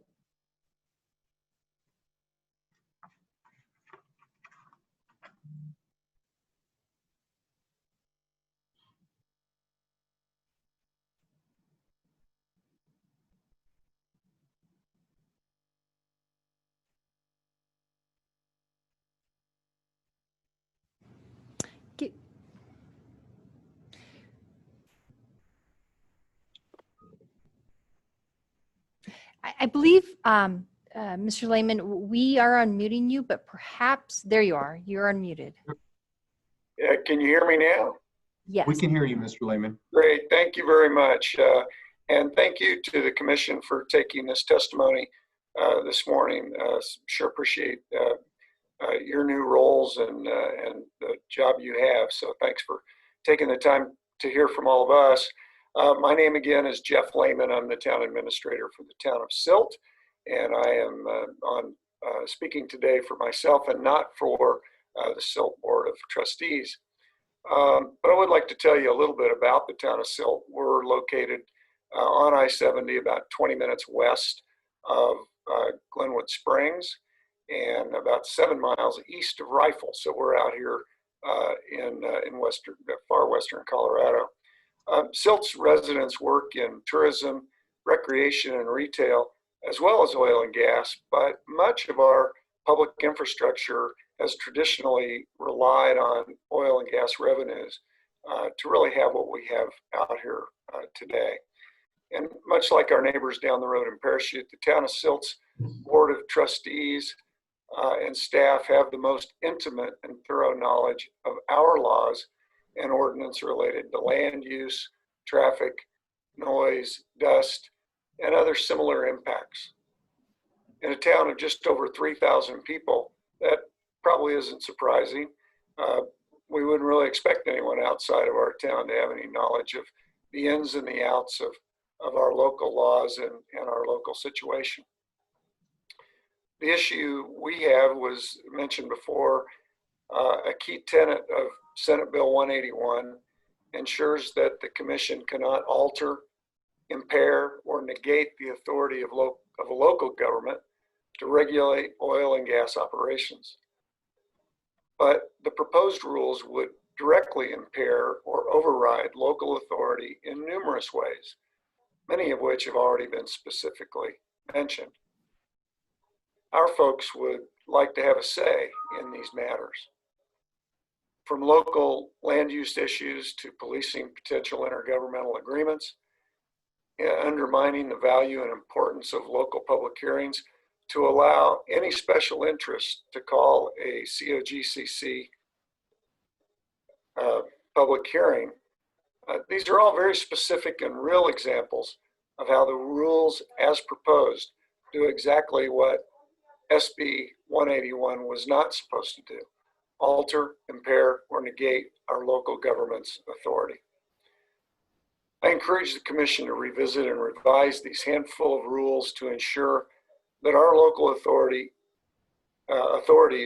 are allowed to do the jobs they were elected and appointed to do, and to do it all with our local community's best interests in mind.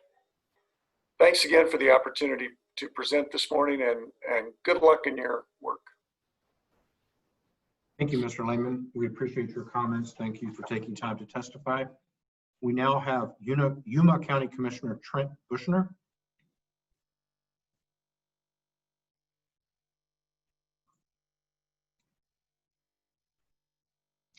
We found you, Mr. Bushner. We now have unmuted you. You are allowed to speak. Thank you very much. I really appreciate the opportunity. Again, I'm Trent Bushner, Yuma County Commissioner. Been at this for about 14 years now, so not on the docket to be reelected this year, which is kind of nice, but been at it this a while, so I've seen a lot that's happened in the last 14 years, and quite honestly, I'm speaking mostly as a landowner. In Yuma County. I'm a fourth generation farmer in Yuma County with land holdings a little over 4,000 acres. We do have gas wells on our property. I won't sit here and deny that we don't. We do benefit from that production. It's nice to be able to have a pooling agreement with some of the other landowners that I work with, and so we all benefit from the wells that do produce in these pooling agreements. Not all of our wells obviously have that ability. But what we have seen over the last several years is the diminishment of these, not only wells that are producing being shut down because of the regulations that have been imposed, but basically we are non-existent on drilling permits in Yuma County. In the last 5 years, I can count on one hand how many permits I've permitted. It's just ridiculous. When I first was elected as a county commissioner, 54% of our assessed evaluation came from oil and gas. If you do the math on that, it means over half my budget was because of oil and gas production, even though we are the second largest agricultural county in the state behind Weld. And we would probably be number one if we had a larger land mass like they do. So the point is that, you know, when you take the value of gas out of our county, you can tell what that's done to our budget. So the ability of us to provide the services to our citizens that we should. Right now, we are less than 10%. Yuma County does not have sales tax. We rely specifically on the money that we generate from sources basically from land. And that's basically where we're at. And so oil and gas is a huge part of that. But now that has been diminished dramatically. So yeah, I have a dog in the fight. I have a dog in the fight because I'm a landowner. The checks I used to get are a whole lot smaller, or are a lot bigger than the ones I'm getting now from the oil and gas production that we have on our property. And you know, in some ways, that has affected our community in general because there's less money to go around.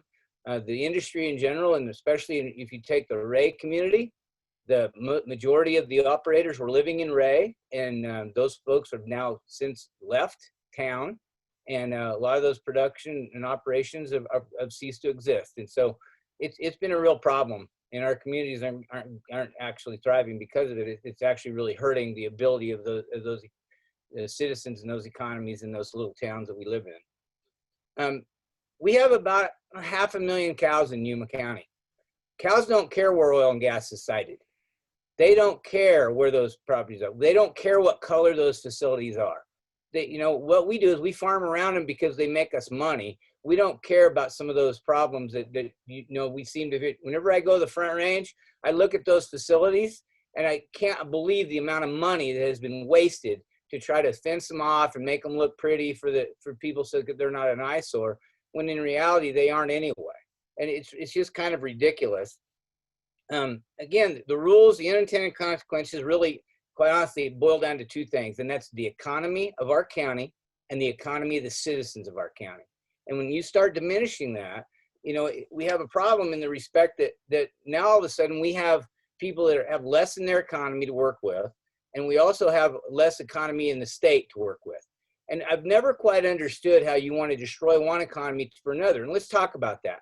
You know, what we have is a mission change in my mind about what we're doing with the energy economy of the state.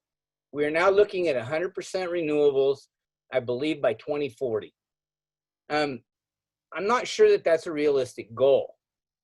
We just are in the process in Yuma County permitting a big power line to come through that's going to get transmission for a wind turbine farm up in my neighbor county in Logan. We had people come into our offices and were complaining about that because they didn't want to have to look at it. They didn't think that it would be a nice thing to have. So if we put wind turbines up and we put other, you know, facilities up, in like solar and things like that, people now, they don't want to look at those either, and they worry about how do we get that power out? What's that going to do to my property values when I have that transmission line coming across my land? What does that do to my land when I have my neighbor with those things, and now I can't utilize my land for what I want it to? In reality, it's somewhat, when you start diminishing one industry for another, the ability of people to be able to utilize the land that they have, it diminishes that, and it's almost like a takings. Because quite honestly, my family came to Yuma County because of the agricultural and the mineral assets that we have. And when I can't develop those, then I have a real problem on that. Lastly, we talked a ton about local control. Obviously, I very much believe in local control. Every time I turn around, we keep getting our local control diminished. This is another typical example of that. So in reality, this bill, maybe we need to have the courts decide what is this particular local control and how should that look? Or are we going to allow special interests to just have the day and be able to continue to diminish the ability of folks out here to be able to develop the mineral interests that we have? And quite honestly, I think special interests want to do one thing. And my last comment is this, and that's shut down the entire industry. That's their goal. Doesn't work in my world. I think we ought to all be able to play nice in the same sandbox. And right now, I don't think that's occurring. So I really hope you guys will take a hard look at local control and how it looks in rural Colorado compared to what it looks like on the Front Range. Thank you. Thank you, Mr. Bushner. We now have Mr. Wortman from the city of Grand Junction.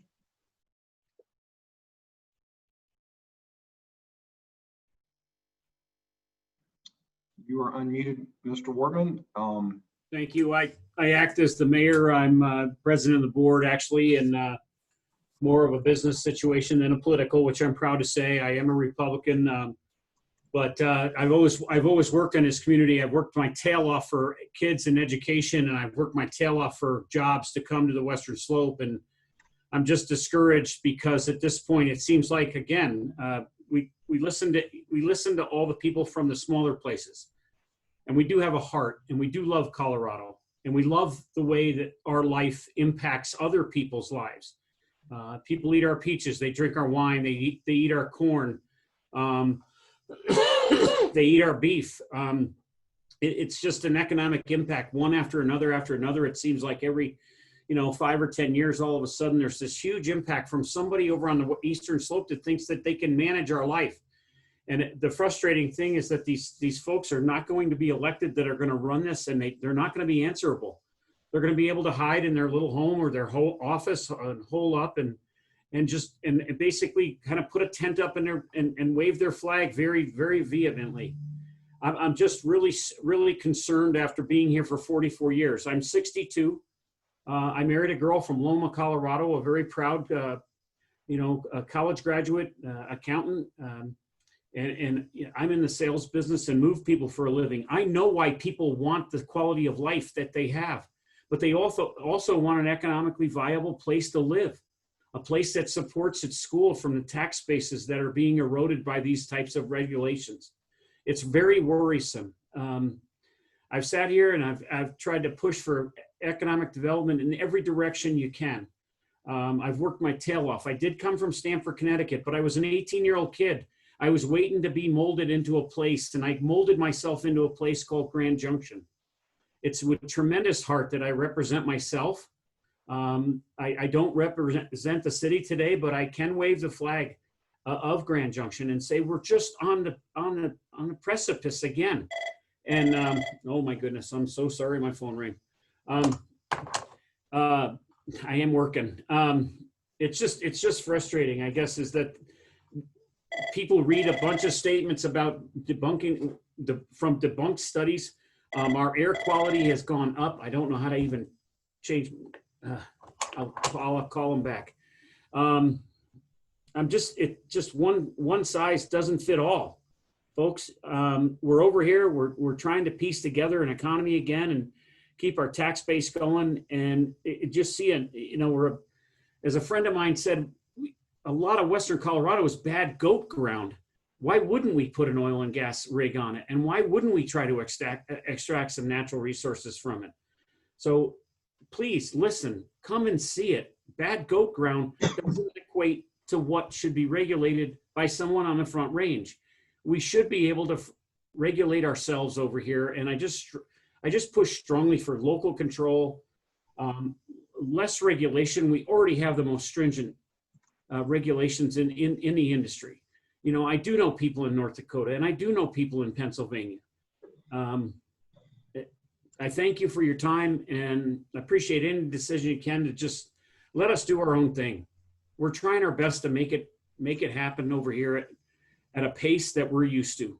And the jobs that have been lost are real jobs. Thank you. Thank you, Mayor Wortman. We now have Felix Lopez from Los Animas County.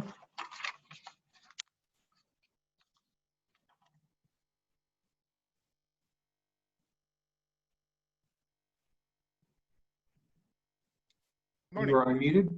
Go ahead. Good morning. Can you hear me? We can. Thank you so much. My name is Felix Lopez, and I serve as Los Animas County Commissioner. However, today I just want to make very clear that I'm not representing any agency or group. I'm speaking on my own behalf. I came to Trinidad about 40 years ago, Los Animas County, as an international student. I want to share this with you because I think it's very important. I fell in love with the community. I met my wife here, and we raised a family here in Los Animas County. Rural counties have seen up and down economies, and I can tell you that the gas industry in Los Animas County has provided a little bit of stability. Back a few years ago, Los Animas County was the benefactor. The appraised valuation of the county was approximately $1 billion. Today is about a third of that because of the oil and gas regulations. We are the largest geographical landmass county in the state of Colorado, and Los Animas County is home to approximately 16,000 Coloradans. We are called the Frontier County. That means that we have less than 6 people per square mile. Like many other rural counties, we had this very fluctuating economy, And currently, the gas industry employs over 200 families directly or indirectly. And the benefits of that income goes sevenfold. Obviously, the gas industry has provided some stability to the financial perspective of the county.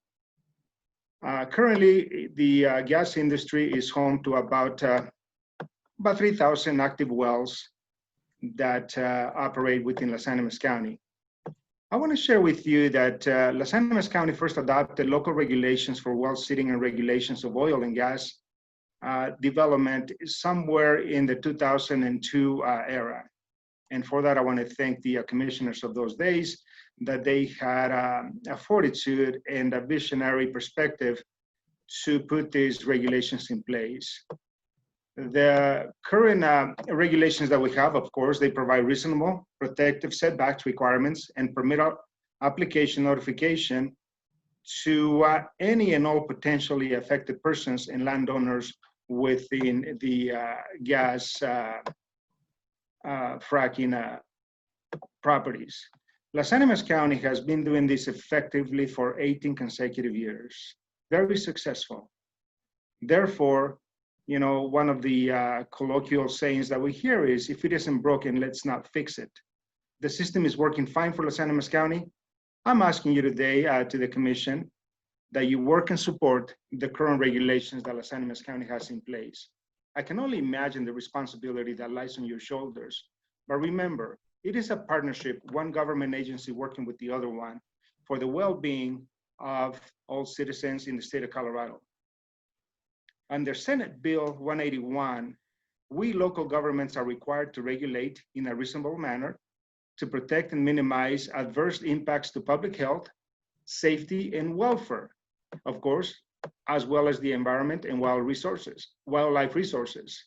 I believe Las Animas County has the track record, expertise, and oil and gas regulations necessary to regulate in a reasonable and protected manner, and the commission should reject the arguments to set minimum requirements that interfere with the sitting authority of local governments who regulate oil and gas while sitting.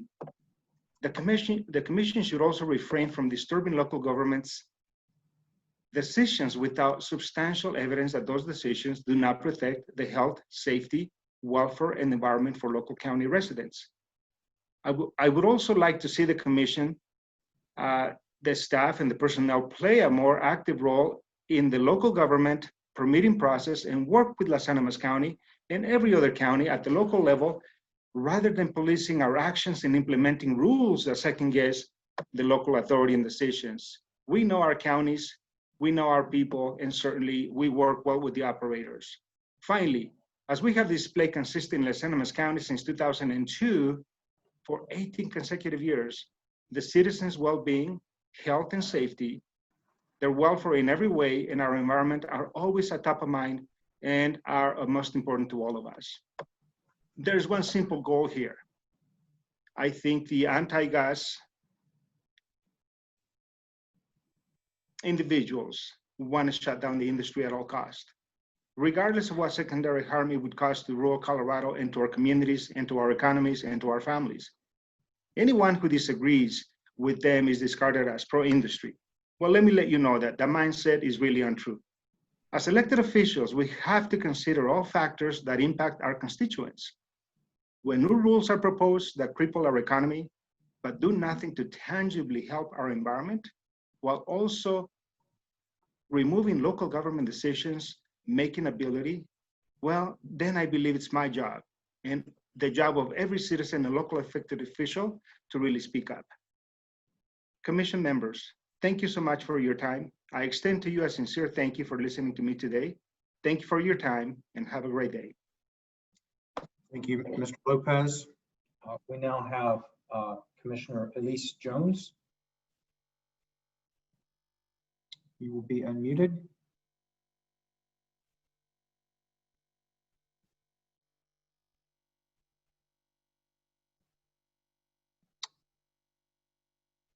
You should be good to go, Commissioner Jones. Can you hear me? We can. Okay, great. Thanks. Sorry. Well, let me say good morning by another 10 minutes. I really appreciate the opportunity to comment. My name, as you know, is Elise Jones. I am a Boulder County Commissioner, but I'm speaking today to you solely as an individual Coloradan who cares deeply about our state and the people who live here. And I'd like to start by thanking each of the commission members for your service. You are in for some long days and weeks ahead of you, and we really appreciate the commitment, the attention, the thought you're bringing to this very important job. It's not easy work, I know, but it is critical. The nature of oil and gas development has changed greatly in the last 10 to 15 years. And we're seeing fracking that is tapping into mineral reserves much closer to homes, to schools, and to neighborhoods than ever before. And drilling sites that are ballooning in size to accommodate dozens and dozens of wells. And as you know, numerous studies have identified that there are some health risks associated with toxic air emissions from these oil and gas facilities, and that risk is related directly to how close you live to these sites. And it's these types of public health concerns from affected Coloradans, including many people in Boulder County, folks up and down the Front Range, and folks from West Slope communities, which all helped drive the passage of Senate Bill 181 last year. Unfortunately, as I'm listening to this conversation this morning, there's a lot of pressure on you all to adopt a weaker rule that doesn't go nearly far enough to address the very legitimate concerns that Coloradans had in advocating for passage of 181. And indeed, it's my belief that the draft rule before you actually needs to be further strengthened. And I think it's important to remember that Senate Bill 181 passed because the status quo was not and is still not acceptable. It was intended to trigger significant changes in how the commission does its business, not incremental changes, not minor tweaks, but significant changes.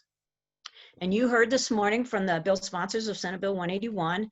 They also sent you a detailed letter explaining their legislative intent in carefully writing that legislation and outlining very clearly where the draft rule and this discussion falls short of meeting that intent. And as somebody who advocated for passage of 181, I have to echo their sentiment. Under 181, the agency's new mission is to regulate the industry rather than foster it, which means the commission has both the right and the duty to say no to oil and gas development if it can occur in a manner that protects public health and safety. And that includes the duty to say no when the cumulative impacts of too many multi-well operations at the same time or in the same place might jeopardize public welfare. It should also trigger the setting of meaningfully protective setbacks. I and the overwhelming majority of Boulder County residents agree with the sponsors of 181 who said in their letter to you that they believe, quote, that the current setbacks are severely insufficient and not protective of public health and safety, end quote. Another important piece of 181, one that's been discussed widely this morning, is that the part that made state and local governments partners in regulating oil and gas. But contrary to the assertions of some, 181 makes it very clear that state protections must be the floor. Local governments can build upon those protections, but not undermine them. And I think Senator Fenberg did a particularly good job of explaining why that's the case in the legislation. And this is a really critical principle. Colorado must have a strong foundation of public health protections that everyone can count on, no matter what zip code they hail from. A baby born anywhere in Colorado has the same right to breathe clean air, regardless of whether they were born in Boulder County or just across the county line in Weld County.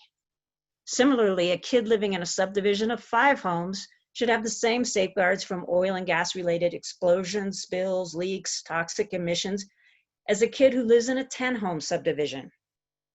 Pollution doesn't obey county lines. The air quality monitors that Boulder County, the town of Longmont, and Broomfield have all set up and pay for with their own tax dollars are clearly showing that emissions from oil and gas development outside of our jurisdictions is blowing into our communities and affecting the quality of air that our residents breathe. Fossil fuel activity in our region is a top reason we have dangerous levels of ozone, which has a huge public health impact. And I would note, in July, the monitors hit levels that qualify the Denver Metro and Northern Front Range region for severe non-attainment ozone standard, And that's a downgrade from our already bad status of serious non-attainment. And while things aren't as bad off at West Slope, thank goodness, there have been some concerning ozone levels measured in places there, and ozone formation is going to increase as our climate warms. The bottom line is that the science of lung development and function does not fluctuate based on local politics or who your commissioners are. All Coloradans deserve clean and healthy air. So I respectfully urge you to adopt a strong rule that truly fulfills the direction and the commitment contained in Senate Bill 181. The residents of Colorado, current and future, are counting on you. Thank you again for your service. Thank you, Commissioner Jones. We now have Commissioner Matt Jones.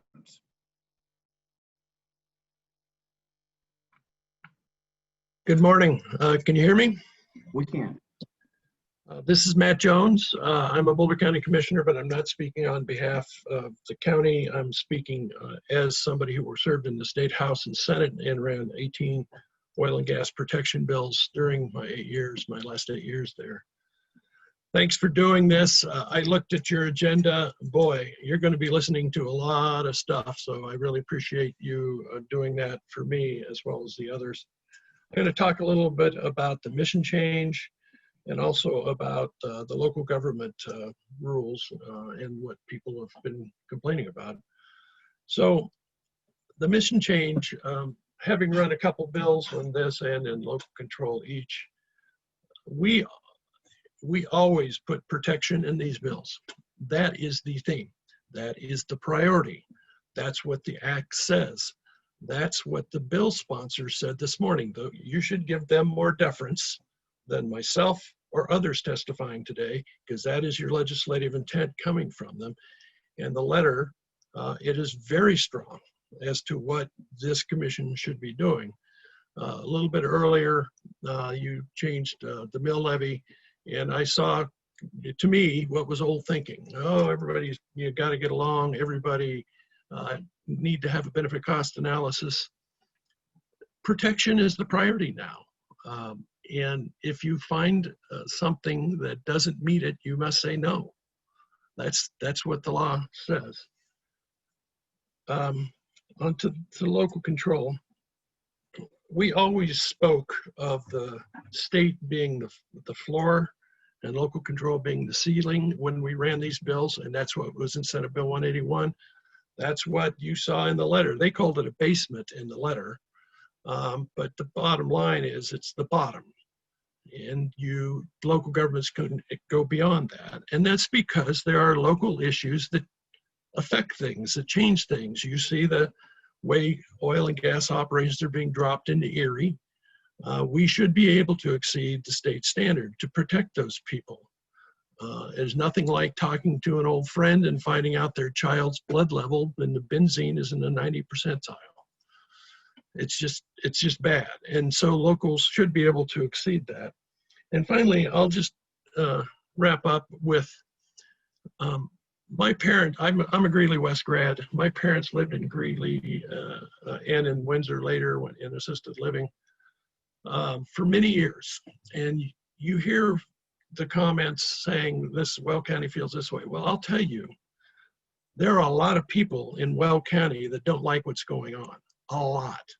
And my parents weren't in an organized group, but they felt that way. And they would say it when we drove around town to go to lunch and drive by these huge oil and gas operations right in the middle of town.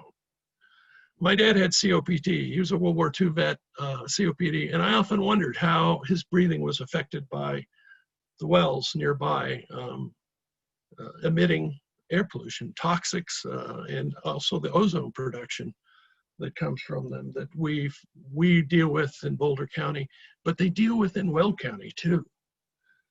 So people in Weld County have the same lungs as the people in Boulder County or anywhere in the state. They all should be protected, and we're relying on you to do that. You are our hope. All the work that was put into it over the years to try to have protection for a change be the priority is now in effect. It is now the law. It's now what you must go with. So I'm asking you, please adopt very strong rules to protect people and to make sure that local governments can't go below the state standard. It was never intended that way. The bill sponsors, I didn't see them, but I'm sure they told you that, and it was definitely in the letter. So please, the strongest rule possible. If it comes up, say no. Say no. That's what your job is now. That's what the law says. So, and thanks for doing all of this. You have a lot of work ahead, and I appreciate you listening to me. Thank you, Commissioner Jones. We now have Clear Creek County Commissioner George Marlin.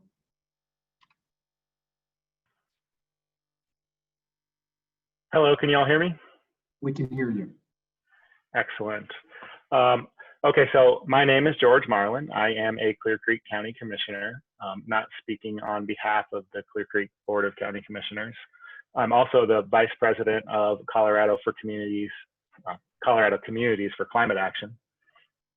CC4CA is a coalition of 34 counties and municipalities around the state, more than half of which are on the western slope.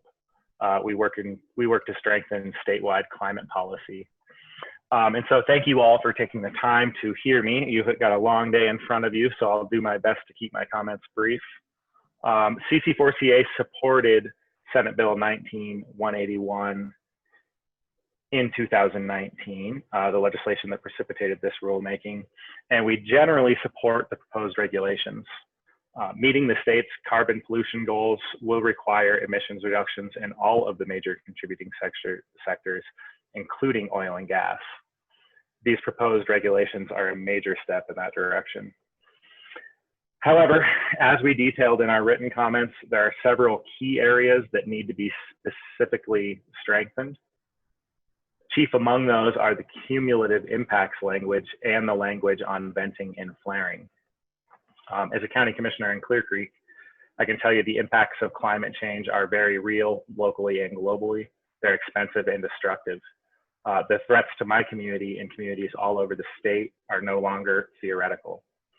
In Clear Creek, as we've sat for weeks under a cloud of wildfire smoke and sweep ash off our decks, we watch streams go dry that used to run year round, and we see air conditioning units being retrofitted into homes that never needed them. We know our future relies on the regulations that this commission is considering. We know that our two ski areas and our mini rafting companies, the heartbeat of our economy, rely on these rules. We know the health impacts of living so close to I-70 will be more dire without these rules. We know the elevated ozone levels we measure at the top of Floyd Hill are not the result of our own decisions. And we know that our local budgets will be eviscerated by the impacts of climate change. These cumulative impacts must be addressed at a state level. Clear Creek County has little ability to alter this future on our own. We need a regulatory floor that protects our jobs, our health, and our children's future. And I want to acknowledge that there are communities that rely economically on oil and gas. And I know it's also true that every community relies on a stable climate to remain viable. The governor's created a just transition office to help these communities find a more sustainable source of economic viability. To the extent economic outcomes are part of your consideration, I ask you to have faith that we don't face a choice between economy and health, that we can secure a future in which good jobs for some don't mean bad health outcomes for others. So on behalf of the 34 local governments making up our coalition and the hundreds of other communities that are already suffering the impacts of climate change, we strongly encourage you to strengthen and adopt these proposed regulations. Thank you for your time.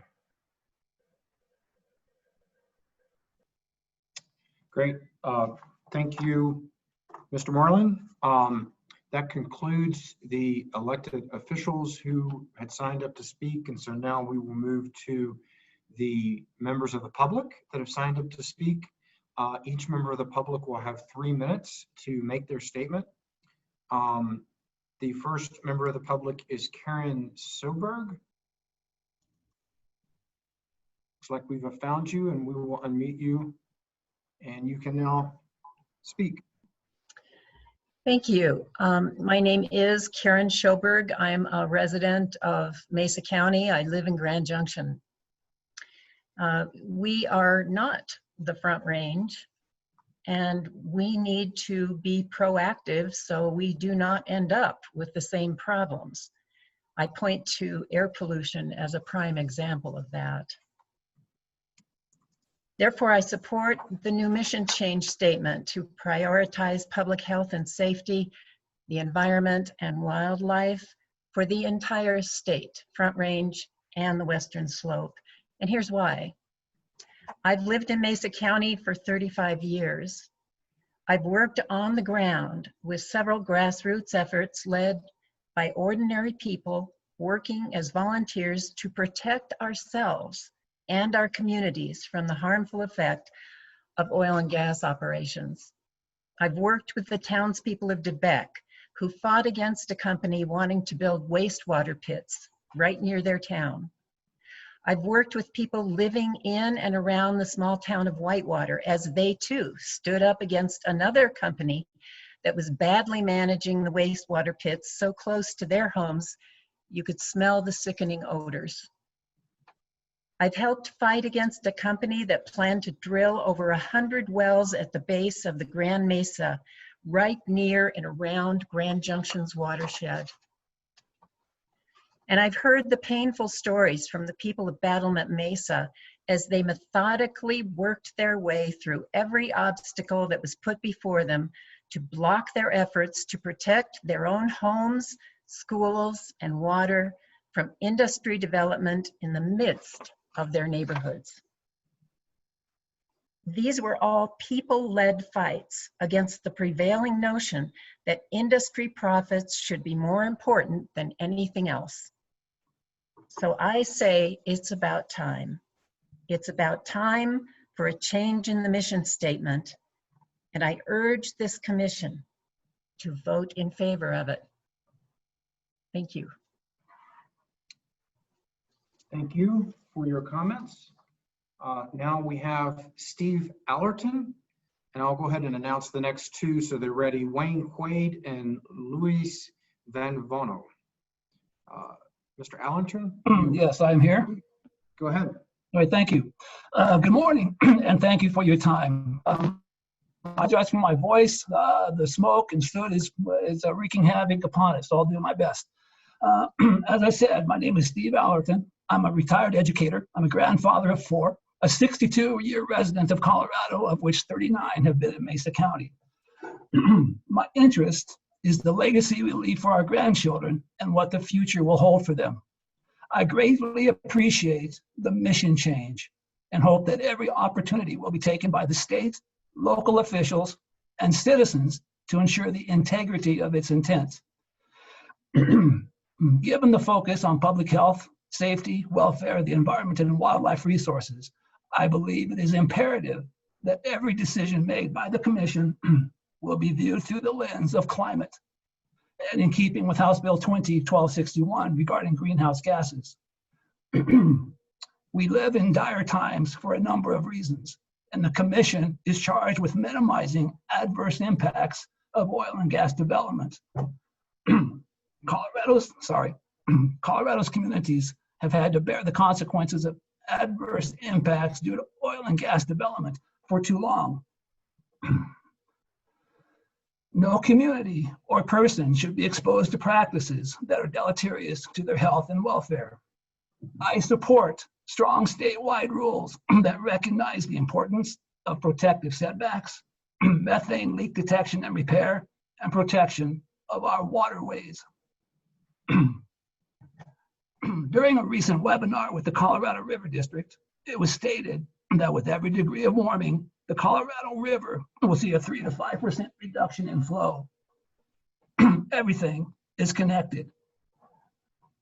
Now, as we experience the 20th year of drought, rising temperatures, catastrophic wildfires, and unprecedented weather events, it is up to us all to consider deeply our relationship with our world and each other. And finally, in closing, I would like to highlight a petition with similar comments to mine that has been submitted as a written comment to the Commission that contains over 4,700 signatures of concerned Colorado citizens. Thank you very much. I appreciate your time and wish you all well. Thank you. Thank you very much, Mr. Allerton.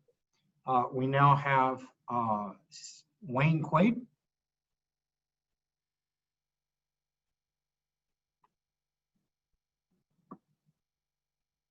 Am I unmuted? You are unmuted. We look forward to Okay. hearing you. Good morning. First, I want to thank you for your efforts to take on this important mission. I am Wayne Quaddy of Montrose, Colorado.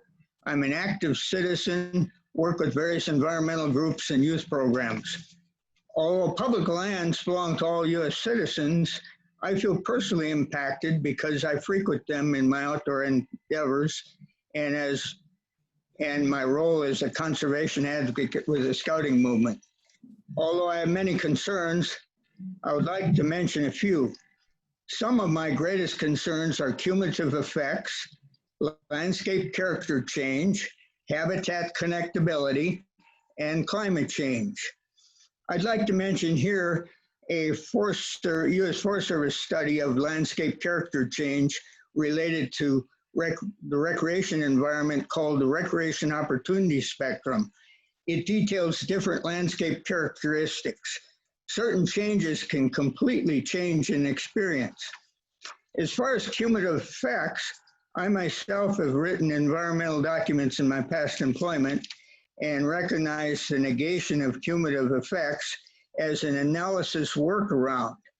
There needs to be strong demands to incorporate the big picture, addressing the effects of long-term cumulative effects, landscape character changes, human presence, wildlife habitat connectability, ecosystem change, water drainage changes, and climate change impact. Impact analysis and alternative location analysis, as well as setback requirements, need to speak to this. Speaking of setback requirements, they need to apply to both above ground and below ground water sources, as well as riparian vegetated areas. Further environmental documents should be well written by agency specialists, not submitted by affected parties. The use of categorical exclusion should be limited and fully explained.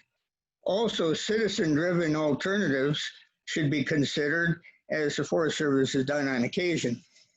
Since the new mission of the Oil and Gas Commission, Conservation Commission, is to place public health and safety and environment over industry profits, I feel we need to establish and define a clear path to permitting, denial, notice, standing, and transparency.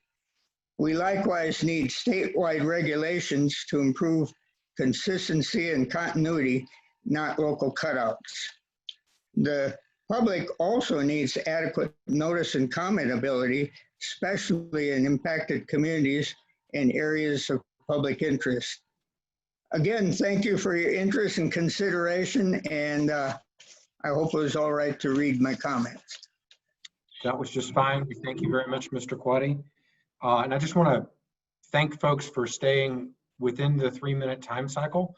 I am keeping track, and I've not had to interrupt folks yet, but we do have quite a few people on our list, and so we will be keeping folks timely. We now have Louise Van Vano, followed by Laura Costello, and then David Alley. Hello, this is Louise Van Vano. I want to thank you all very much for this opportunity. I do not have a long prepared statement, so I'll keep it short and sweet. I'm a resident of La Plata County, and I am speaking on behalf of myself and my neighborhood. I do urge the Commission to adopt the strong rules proposed that fulfill the new mission, and I ask the Commission to focus on statewide solutions that prioritize public health and safety, welfare, and the environment.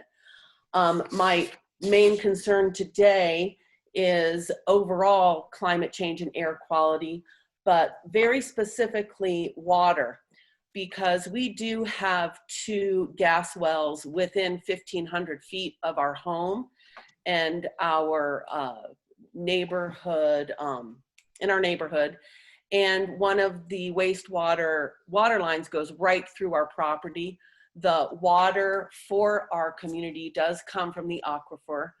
And since we've moved here, I've asked for some sort of, metric, who's regulating this, who's watching it.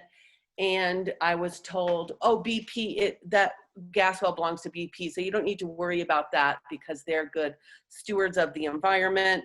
Now, honestly, I know that they sold their assets in this area, and I just would like, as a concerned citizen for my health and the water I drink, that you do hold the water management plan, that you require a water management plan, that you require a wastewater reduction plan, that you require a 1,000-foot setback from all public water supplies, that you require measuring and reporting of water usage, and you require statewide groundwater testing. So I do applaud you and encourage you to strengthen and adopt the proposed regulations. Thank you for your time. Thank you, Ms. Vanvano. We now have Lori Costello with David Alley and Ian Thomas Tafoyo on deck. Hello, my name is Lori Costello. I'm a family physician, retired in Durango, and I'm speaking on behalf of myself and my community of humans here in Colorado and around the world. My community includes employees of the fossil fuel industries who are not able to speak for themselves or for their families. I am thrilled that our new COGCC, with a new mission, has clear legislation guiding you to prioritize people along with wildlife and the environment over profits. In these unprecedented times, you have a perfect opportunity to do 4 things at once: protect all Coloradans, mitigate climate change, restore environmental justice, and follow the law. I am confident that you will conclude that no oil and gas operation is safe. The concept of people over profits is foundational to the powerful movement toward health care for all in the United States.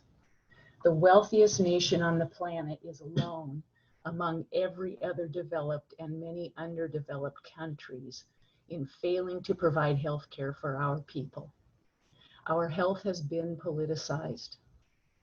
After the medical industry that profits when we are sick is no longer in control, we will be able to focus on health equity and on prevention and on public health. We will have better outcomes at a lower cost, including a lower ethical cost.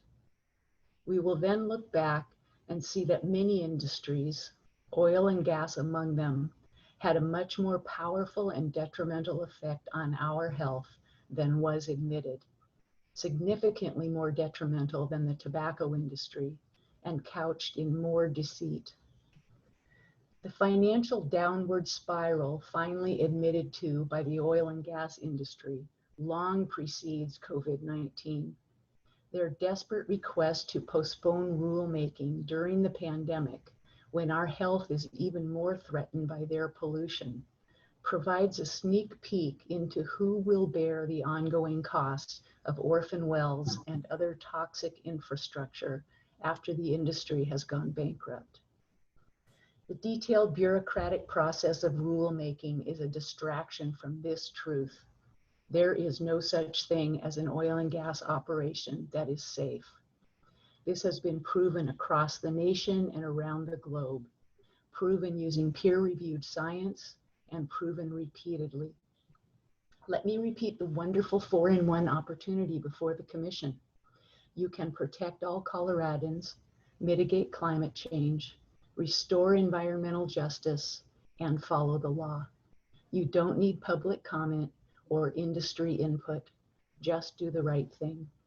Thank you for your service. Thank you for your testimony. We now have David Alley, Ian Thomas Tafoyo, and Nate Gill on deck. David Alley's here. Can you hear me? We can hear you. Good afternoon. I'm a semi-retired small businessman concerned we're not doing enough to protect our public health. You have complicated technical details to consider, but I want to offer a macro level perspective about oil and gas. It seems to me that history is repeating itself. An industry with valuable products, services, and jobs is rapidly becoming obsolete. Major US investment firms and insurance companies are getting out of fossil fuels. Coal and uranium mining, rocky flats, asbestos, and other industries all created jobs and all complained when regulators like you required them to do things that made them less profitable. They denied their public health harms to the very end, and many went out of business, leaving a mess that had to be cleaned up with taxpayer dollars. Today, oil and gas tells you to lighten their regulatory load. Times are tough. People's jobs are at stake. I think that's true, but misses the point.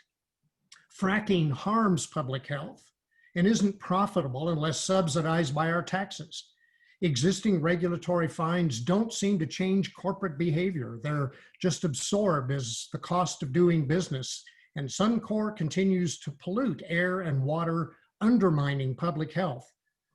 All over the state, methane and CO2 emissions continue to contribute to the climate changes, and our weather gets more extreme. Peel away the rhetoric, and the essential choice becomes clear. It's between short-term corporate profits and long-term health of people who breathe the air and people who work in oil and gas. Most of us know what the future must look like. We need clean electricity for our buildings and transportation, and we need to retrain oil and gas workers for better jobs with renewable energy. It may be hard to hear, but we need increasingly tough regulation for oil and gas to provide the carrots and sticks for rapid transition of the industry. For our long-term health, we need greenhouse gas emissions radically reduced, and oil and gas workers and their communities need stable, clean energy jobs with long-term futures, not a roller coaster of boom and bust employment. Desperate oil and gas corporations and their politicians want us to believe what's good for them is good for everyone, but we know that's not true. Your mission isn't easy and requires courage to think about public health long-term and to create a humane path from extraction and pollution to clean electricity and clean energy jobs. Thank you for doing what must be done. Thank you, Mr. Alley. We now have Ian Thomas Tafoya, followed by Nate Gill and Lisa Alley.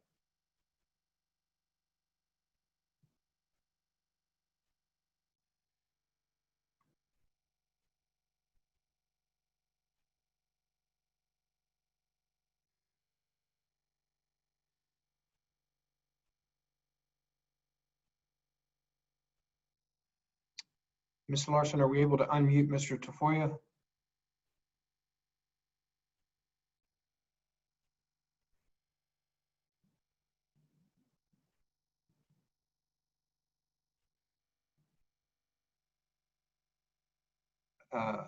Not seeing.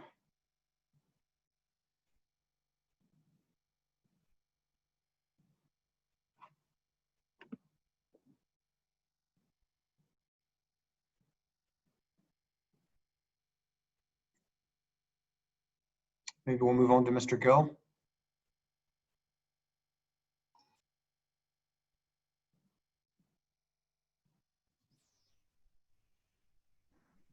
I wonder if Miss Larson knows that she's muted. Hello, can you hear me now? We can hear you, Mr. Gill. Go ahead. Great, thank you. Nate Gill, independent consultant over here on the Western Slope. Good morning, commissioners. Colorado has a special role in the U.S. Colorado produces more than twice the energy it consumes. Contrast that fact with California, which consumes 3 times more energy than it produces. Or like Oregon, Washington, Nevada, Idaho, Arizona, etc., that consume twice as much energy as they produce. Colorado then has an important role in the energy sector of America as a whole. It's important that Colorado wants to continue to support our neighboring states as they rely on us. But Colorado has been blessed with the abundant ability to transport natural gas from California to Virginia. The Federal Energy Regulatory Commission, FERC, has been streamlining and easing the regulatory burdens to facilitate Colorado's construction of new wind and solar farms within the state. The same approach to the oil and gas community within Colorado would see great benefits to our nation. As a net exporter of energy, I believe the administration realizes the value to Coloradoans as an exporter of that energy, as millions of tax dollars have poured into local schools and municipalities. The dominant role that natural gas has played in cleaning Colorado skies cannot be overlooked, and we want this benefit to continue across our nation, and particularly to those states that rely on us. But not to neglect the 70% of all homes and businesses within Colorado that depend on us to heat their homes during cold Colorado winters. Natural gas production in Colorado is tightly regulated, and the development of additional supplies should be an immediate focus of all state regulators. I know, as you know, that we can work together to support not only Coloradoans, but our great nation that depends on us. And I just have one last thought. I continue to hear about people getting sick due to the exposure of oil and gas facilities, and I'm truly just confused. I have personally worked on hundreds of sites and know hundreds, if not thousands, of others that work on those sites through the years, periodically or daily. And not one in my whole career has ever mentioned an illness related to their job. So I just don't understand. I'm really unclear why everybody in the industry seems fine and everybody outside the industry is getting sick. So anyway, that was my final thought. Thank you so much for your time. Thank you, Mr. Gill. We're going to try Mr. Tafoya again. See if we can get him unmuted.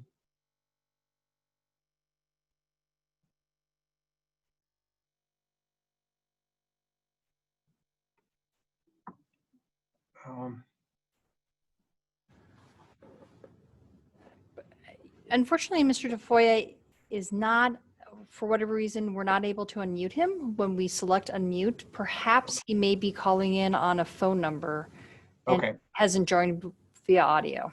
All right, let's just keep going. We'll make a note and see if we can grab him later. Lisa Alley.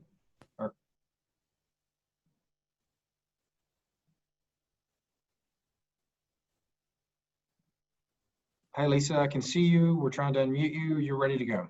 Yep. Good afternoon now. Thanks a lot for a chance to talk to you all again. My name's Lisa Ali. I live in the Western Slope. And just a quick little note, I've never felt represented by my county commissioners. And also that rural communities really need to understand that oil and gas is a boom and bust industry and we need to diversify and move into renewables. I have been looking through the rules and they look great in a lot of ways. I'm really excited to see the cumulative impacts data, especially the ozone precursors.